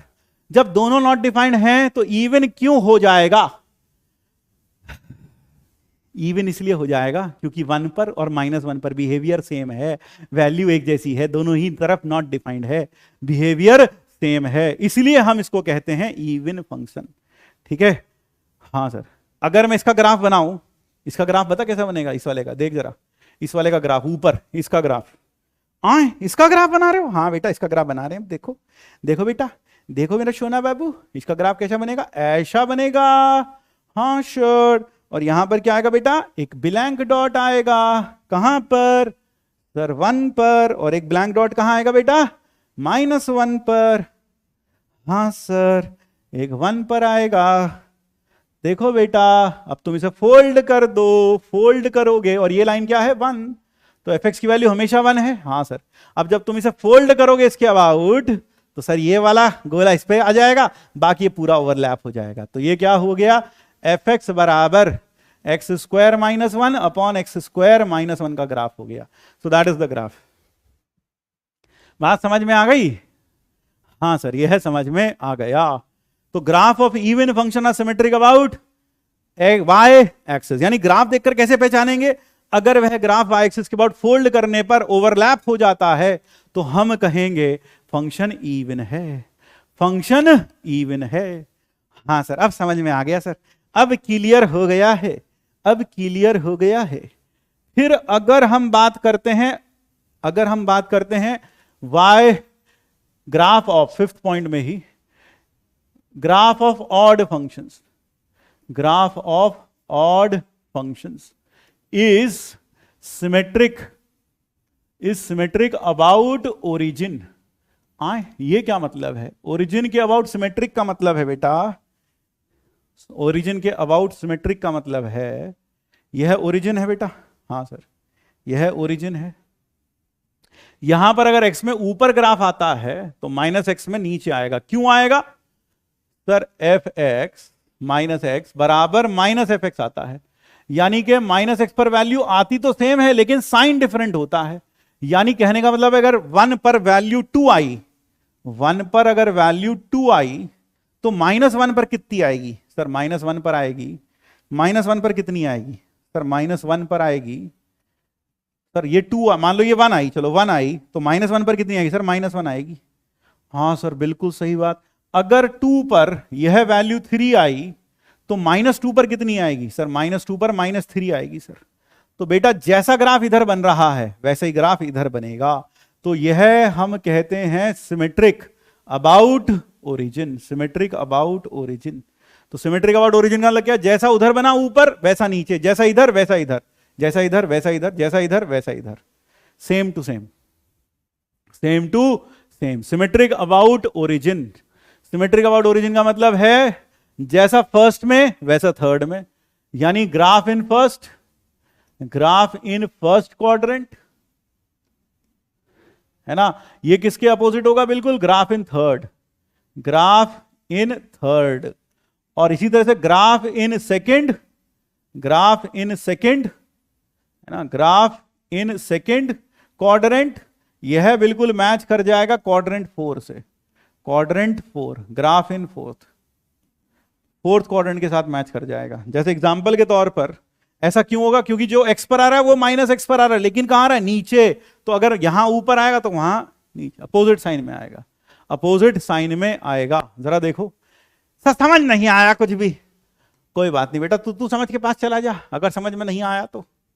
अब जरा देखो एग्जाम्पल दिखाते हैं यहां पर एक। जैसे एग्जाम्पल के तौर पर, एग्जाम्पल के तौर पर let us look at the graph of y equal to sine x, y equal to sine x. अगर मैं इसके ग्राफ को देखूं गौर से तो इसका ग्राफ सिमेट्रिक, देखो भाई, जैसा फर्स्ट में बना ऊपर वैसा थर्ड में बना नीचे।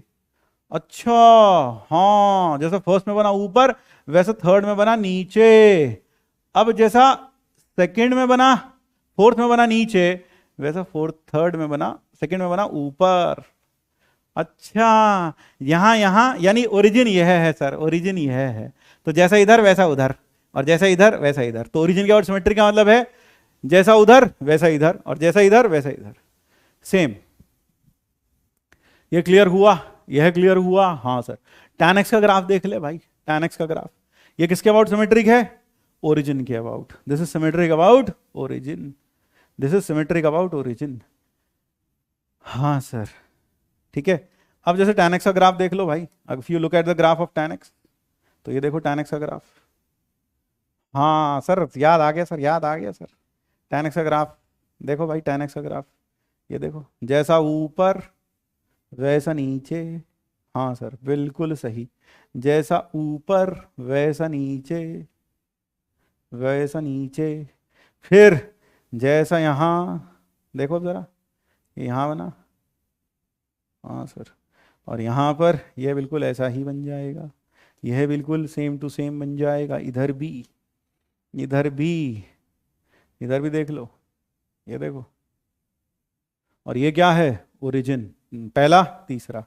यहां पर जैसा ऊपर बना वैसे यहां नीचे बना, जैसा यहां नीचे बना वैसा यहां ऊपर बन रहा है, सेम टू सेम। तो ये 0, ये π/2, 3 पाई, ये कितना पाई, पाई, ये कितना π/2, ये 3 π/2, ये कितना सर? ये है -π, ये -π/2।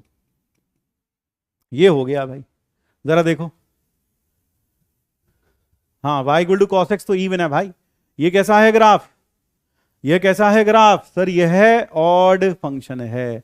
तो ध्यान रखें, ऑड फंक्शन के जो ग्राफ होते हैं वो किसके अबाउट सिमेट्रिक होते हैं? Graph of odd functions are symmetric about origin. जैसा पहली क्वाड्रेंट में वैसा तीसरी में, जैसा दूसरी में वैसा चौथी में ग्राफ दिखाई देगा। हाँ सर, तो यह ग्राफ सिमेट्रिक होते हैं अबाउट ओरिजिन, सिमेट्रिक होते हैं अबाउट ओरिजिन, ठीक है।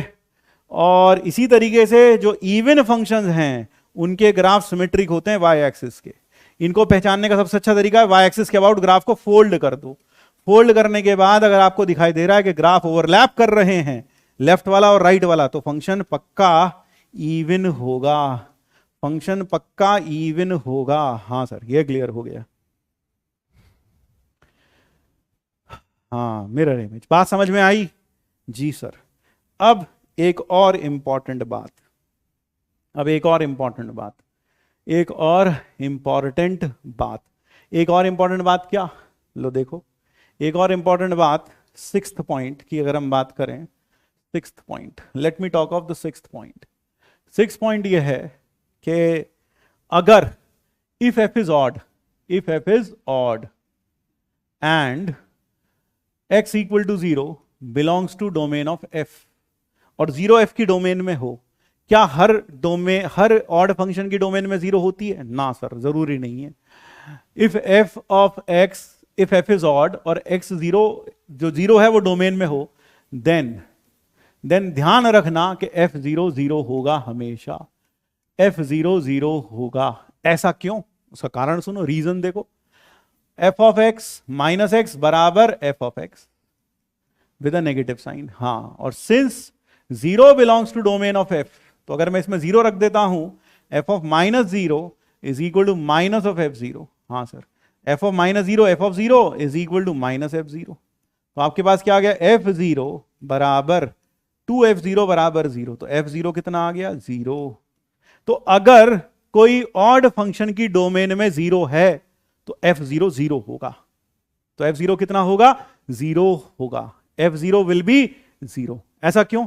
देखो, ये प्रूव हो गया उसका। एग्जाम्पल के तौर पर देखो, fx बराबर tan x, 0 इसकी डोमेन में आता है। हाँ सर, 0 इसकी डोमेन में आता है। tan 0 बता कितना होता है?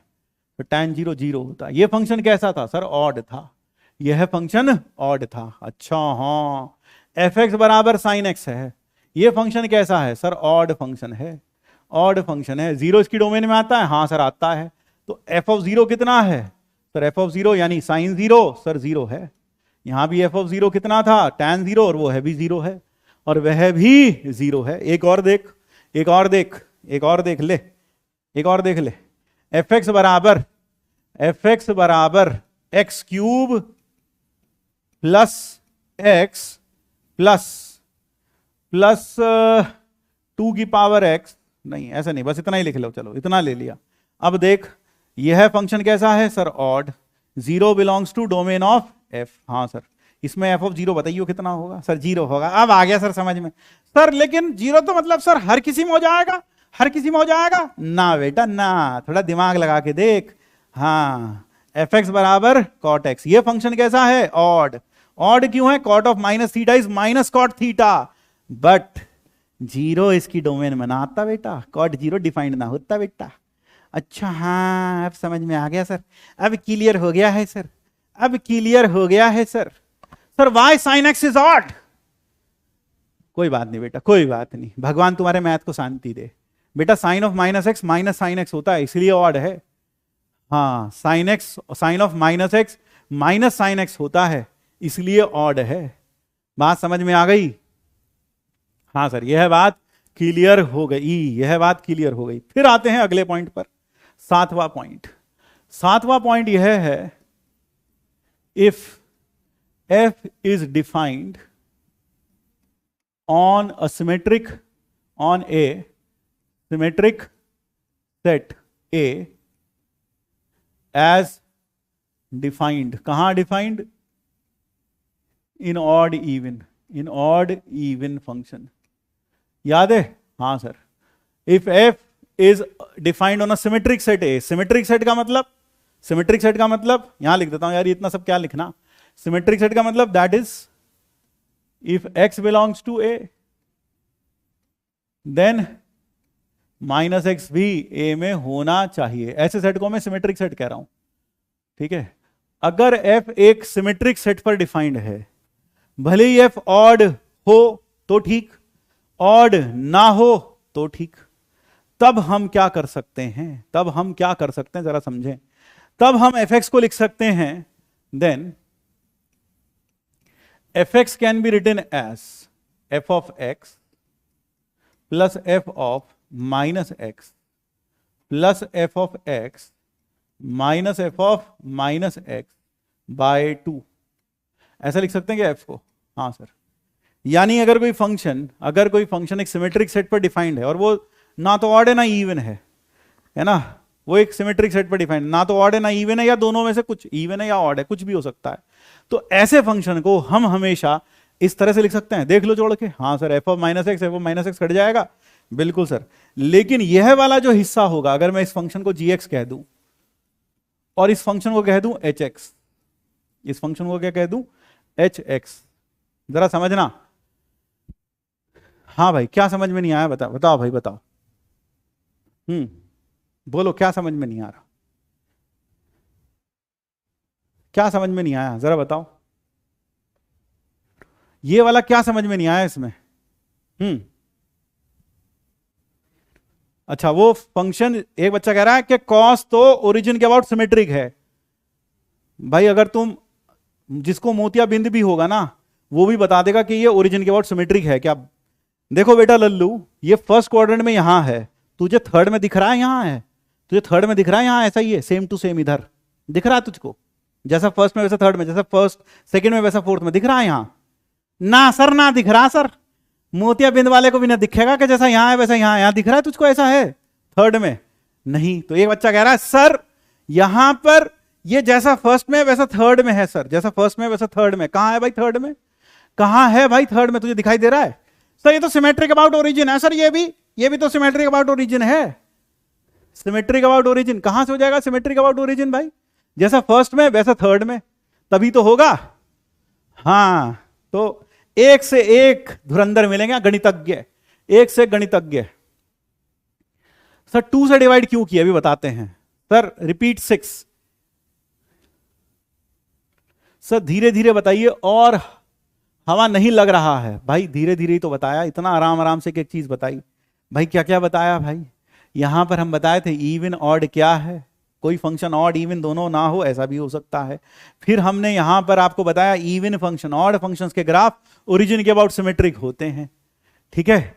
हाँ, ओरिजिन के अबाउट सिमेट्रिक होते हैं। ये सब के सब देवता लोग हैं बेटा, सब के सब देवता। हाँ, इन्होंने अपनी 11th में अंगूठा लगाया है, और फिर अब यहां आके हमारी तो समझ में नहीं आ रहा, हमारी तो समझ में नहीं आ रहा। अब मैं सड़क से एक ऑटो वाले को उठा लूं जो अनपढ़ हो, और उसको इस क्लास में बैठा दूं, उसको समझ में आएगा क्या कुछ? उसे तो सर ऐसे नार आसे आम ABCD नहीं आती हुई तो कहां से समझ में आएगा? तो कई लोगों का हाल वैसा ही है। ये 11वीं में पता नहीं कैसे पास हो गए, बोर्ड भी पता नहीं कैसे पास किया इन लोगों ने, कई लोगों ने। अब जरा देखो ये वाला क्वेश्चन में डिवाइड क्यों किया 2 से? भाई एक काम करो, इसको डिवाइड क्यों किया 2 से? भाई अगर इन दोनों को जोड़ोगे, तो जब जोड़ोगे, मुझे fx को ये लिखना था। अगर मेरे पास a है तो मैं a को कैसे लिखूंगा सर? a प्लस b और प्लस a माइनस b, ऐसे लिख सकता हूं। लेकिन कितना आ जाएगा सर? 2a आ जाएगा। तो बेटा पूरे के नीचे 2 लगा दे। हाँ सर। अब इसको अलग अलग लिख दे, a प्लस b बाय 2 और plus a minus b by 2, ऐसा लिख सकता है बेटा a को? हाँ सर, बिल्कुल सर, ऐसा तो लिख सकते हैं सर, ऐसा लिख सकते हैं। तो बेटा मैंने कौन सा पाप कर दिया? तो बेटा मैंने कौन सा पाप कर दिया? कौन सा मैंने पाप कर दिया? ऐसा मैंने ऐसा क्या पाप कर दिया? हाँ, मैंने ऐसा क्या पाप कर दिया? मैंने ऐसा क्या पाप कर दिया? ये बात समझ में आई? हाँ सर, यह क्लियर हुआ, यह क्लियर हुआ। तो यहां पर जो लिखा हुआ है, ये लिखा हुआ है, बिल्कुल सर। अब जरा, यानी हमने fx को 2 हिस्सों में तोड़ दिया, एक हिस्सा ये, एक हिस्सा ये। इसको हम gx कह देते हैं। हमने इसको क्या कह दिया? gx। तो gx बराबर fx plus f of minus x by 2, ये लिखा gx, और इसको क्या कह दिया? hx। तो ये है fx प्लस नहीं minus f of minus x by 2। अगर मैं इसमें g of minus x find करूं, g ऑफ माइनस एक्स क्या होगा? तो g ऑफ माइनस एक्स होगा f of minus x plus f of x by 2। तो वापिस क्या आ गया सर? gx आ गया। वापिस क्या आ गया? gx आ गया। हाँ सर। और अगर तुम इसको देखो, यह क्या होगा sir, H of minus x हो जाएगा F of minus x minus f x by to by two by two, है ना, बाय टू, ये लिखा है बाय टू। यहां पर जैसे ये लिखा है ये हो गया, माइनस कॉमन ले लो, f of x minus f of minus x by two, ये हो गया minus h x. Same to same आया लेकिन माइनस के साथ आया, देख लो ये सेम टू सेम आया माइनस के साथ आया। इसका मतलब क्या हुआ कि जी एक्स कैसा फंक्शन है, तो जी एक्स तो इवन फंक्शन है, g x is even, g x even function है। और एच एक्स कैसा फंक्शन है सर, एच एक्स है ऑड, एच एक्स है odd function, h x is odd function. H x कैसा फंक्शन हो गया, ऑड फंक्शन हो गया। यानी इससे शिक्षा क्या मिली जरा समझो, इससे शिक्षा क्या मिली जरा समझो, इससे शिक्षा यह मिली, इससे शिक्षा यह मिली, जरा अच्छे से समझना बेटा, इससे शिक्षा क्या मिली, इससे शिक्षा यह मिली कि अगर आपके पास कोई फंक्शन है जो ना तो ऑड है ना इवन है, और वो ए सेट पर डिफाइंड है, जिसकी खासियत क्या है, उसमें एक्स है तो माइनस एक्स भी है, यानी वो एक ऐसा फंक्शन है जिसकी डोमेन में एक्स भी आता है माइनस एक्स भी आता है, वो ऑड भी नहीं है और इवन भी नहीं है, नाइदर ऑड नॉर इवन, ना तो ऑड है और ना ही इवन है। तो ऐसे फंक्शन को आप हमेशा दो फंक्शंस के जोड़ के रूप में लिख सकते हैं। यानी आप एफ एक्स को लिख सकते हैं जी एक्स प्लस एच एक्स, जहां जी एक्स क्या होगा, जहां जी एक्स होगा f of x plus F of minus x by two, और अपने आप में जी एक्स कैसा होगा, इवन, इवन फंक्शन। और दूसरा जो फंक्शन होगा एच एक्स वह होगा ऑड फंक्शन, वह क्या होगा, ऑड फंक्शन। यानी एच एक्स बराबर, यानी एच एक्स बराबर F of x minus f of minus x by to, F of minus x by to. यानी कि you can always right a given function, you can always write a given function as a sum of two functions, one is even one is odd। even function यह होगा, odd function यह होगा। इसको और गहराई से समझते हैं, इसको और गहराई से समझते हैं, और गहराई से। एग्जाम्पल के तौर पर मान लो मेरे पास एक फंक्शन है f x equal to x cube plus x plus one. ये ना तो ऑड है, ना तो ये ऑड है, ना इवन है, नीदर ऑड नॉर इवन। हमने देखा था अभी, ना तो ऑड है ना इवन है, हाँ सर।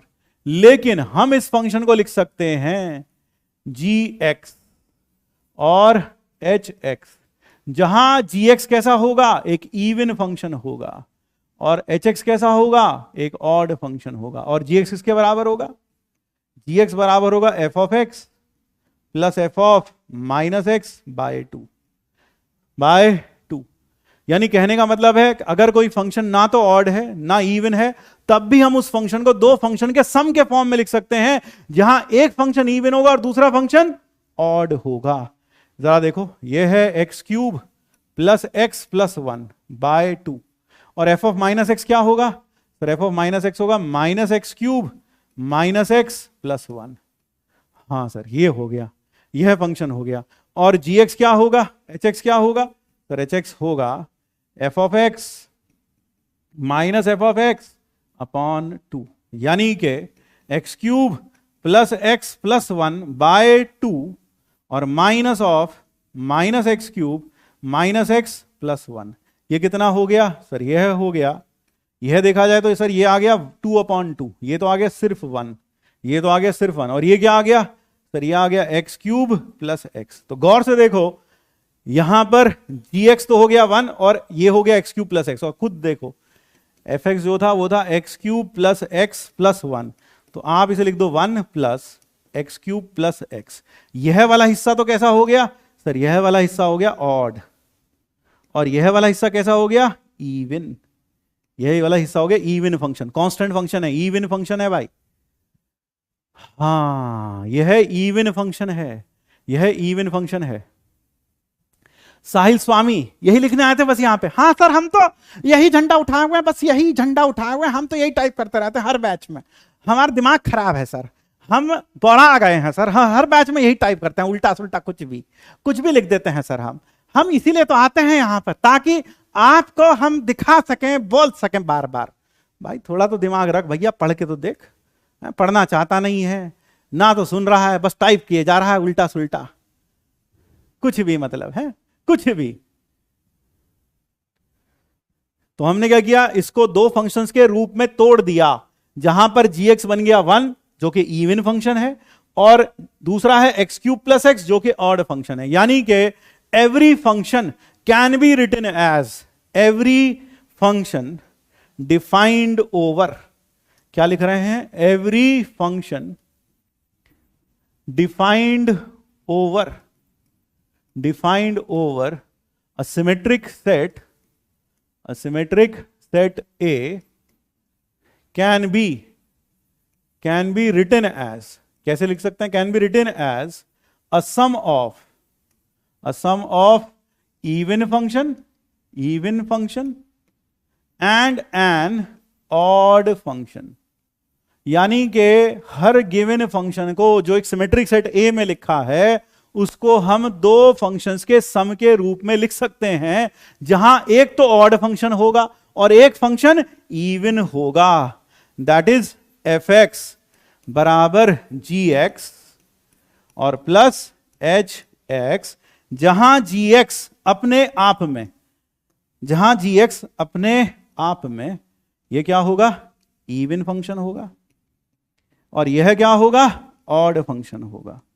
यह क्या होगा, ऑड फंक्शन। और gx की वैल्यू क्या होगी सर, gx कैसे मिलेगा सर, fx, सर लिख तो सकते हैं, मिलेगा कैसे बेटा, ऐसे मिलेगा, fx plus f of minus x by 2, and hx कैसे मिलेगा sir, fx minus f of minus x by 2, ऐसे मिलेगा। सो यह हो गया इस पूरे का अच्छे से निचोड़। क्या यह क्लियर हुआ, क्या यह क्लियर हुआ? हाँ सर यह क्लियर हो गया, यह समझ में आ गया सर, यह समझ में आ गया। fx खुद में इवन ऑड हो सकता है, बिल्कुल हो सकता है। अच्छा अगर fx इवन हुआ ना, तो एक चीज ध्यान रखना, अगर fx इवन हुआ, जो पढ़ने वाले बच्चे ध्यान से सुने, पढ़ने वाले बच्चे, अगर fx इवन हुआ तो बेटा hx अपने आप 0 आ जाएगा, hx अपने आप 0 आ जाएगा।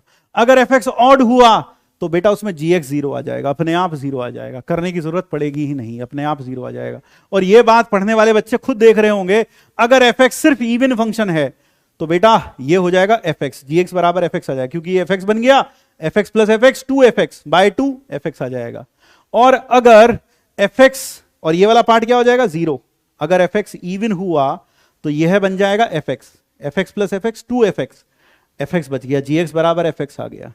अगर hx की बात करें, fx इवन हुआ तो f माइनस एक्स बन गया fx से fx कट गया, hx 0 आ गया, अपने आप आ गया 0, अपने आप 0 आ गया। ये क्लियर है? हाँ सर यह क्लियर है, यह क्लियर है। चमक गया भाई? हाँ सर यह चमक गया है, चमक गया है। तो कल हम इसके ऊपर कुछ प्रॉब्लम्स करेंगे, अब जैसे कि एग्जाम्पल के तौर पर, टाइम तो हो गया है भाई, तो बस इतना ही रख लो यार। कल इसके ऊपर कुछ क्वेश्चंस करेंगे और इसको आगे लेकर बढ़ेंगे। एक छोटा सा पॉइंट जाते जाते बता देता हूं, एक छोटा सा पॉइंट बच गया है, वो यहां जाते जाते बता देता हूं। अगर if for a function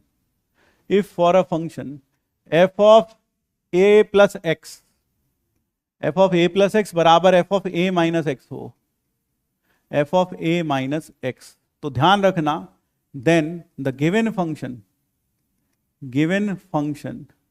is symmetric about x equal to a, तो वह फंक्शन x equal to a के अबाउट सिमेट्रिक होगा। ठीक है, वह फंक्शन x equal to a के अबाउट सिमेट्रिक होगा। यानी अगर f ऑफ, अब जरा देखो, f ऑफ a के अबाउट सिमेट्रिक होने का मतलब क्या है जरा समझना। Sine of pi by 2 plus x कितना होता है, और sine of pi by 2 minus x कितना होता है? सर दोनों के दोनों सेम होते हैं। एग्जाम्पल देखो, हाँ सर दोनों के दोनों सेम होते हैं, बिल्कुल, यह भी cos x होता है और यह भी cos x होता है, क्लियरली। इसका मतलब fx बराबर साइन एक्स का जो ग्राफ है ना, fx is symmetric about fx, graph of fx, जब हम बोलते हैं fx इज सिमेट्रिक, इसका मतलब है कि fx का graph is symmetric about is symmetric about x equal to pi by two. x equal to pi by two के अबाउट सिमेट्रिक है। कैसे, जरा देखो, यहां पर अगर मैं साइन एक्स का ग्राफ बनाऊं, ये बनेगा।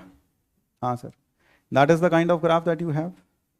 फिर यहां पर भी ऐसे बन जाएगा। जी sir, so that is the kind of graph that we get for sine x. यह साइन एक्स का ग्राफ बनता है और यह ग्राफ पाई बाई टू के अबाउट सिमेट्रिक है। जरा खुद अनुभव कीजिए इस बात का, जरा खुद अनुभव कीजिए। पाई बाई टू यहां आएगा, ये पाई बाई टू है। इस लाइन के अबाउट ग्राफ को फोल्ड कर दो, ग्राफ को फोल्ड कर दो इस लाइन के अबाउट, तो आप जरा देखोगे जैसे ही आप इस ग्राफ को इस लाइन के अबाउट फोल्ड करोगे, तो जैसे ही फोल्ड करोगे तो जैसा ग्राफ इधर है आपको दिख रहा है, ये वाला पूरा पार्ट, यह वाला पूरा पार्ट, यह वाला पूरा पार्ट ओवरलैप हो जाएगा इस वाले पार्ट से, इस वाले पार्ट से ओवरलैप हो जाएगा। आपको दिख रहा होगा, आपको दिख रहा होगा कि ये पूरा का पूरा ओवरलैप हो जाएगा। तो यानी यह क्या है, यह दोनों सिमेट्रिक हैं, यह सिमेट्रिक है इसके अबाउट। तो ध्यान रखेंगे, ओरिजिन के अबाउट सिमेट्रिक तो आपको पता है f of minus x is equal, अगर ए है ना, अगर हमारे पास सिमेट्रिक अबाउट वाई एक्सिस की बात करें तो एफ ऑफ माइनस एक्स बराबर एफ ऑफ एक्स आ जाए, तब वो सिमेट्रिक हो जाता है अबाउट वाई एक्सिस।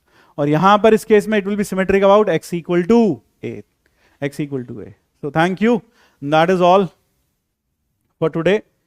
तो आज हमने सोचा तो बहुत कुछ था, आज के लिए यह है जो क्वेश्चंस हैं, ये आज का क्लास इलस्ट्रेशन रीट्राई करिए और एक्सरसाइज 1 में अब ये क्वेश्चंस करिएगा।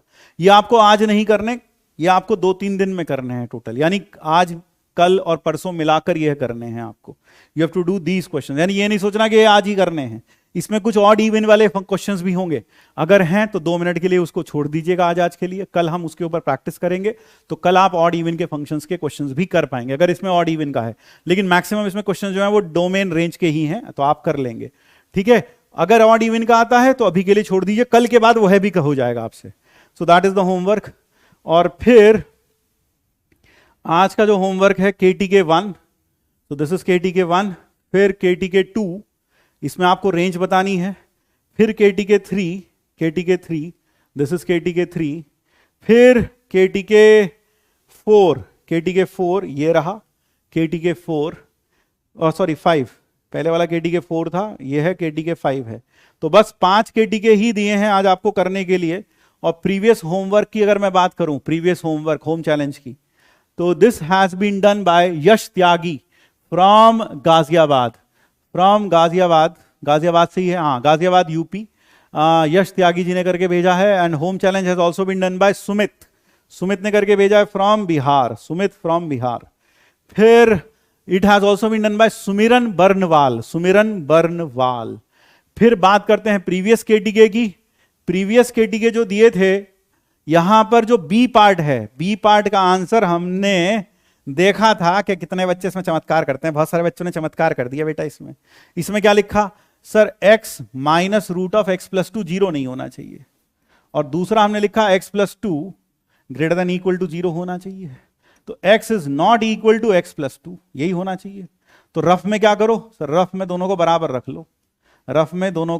रख लो, x is equal to root of x plus 2, squaring करो तो x square equal to x plus 2, तो x square minus x minus 2 बराबर 0। x की वैल्यू आ जाती है 2 और माइनस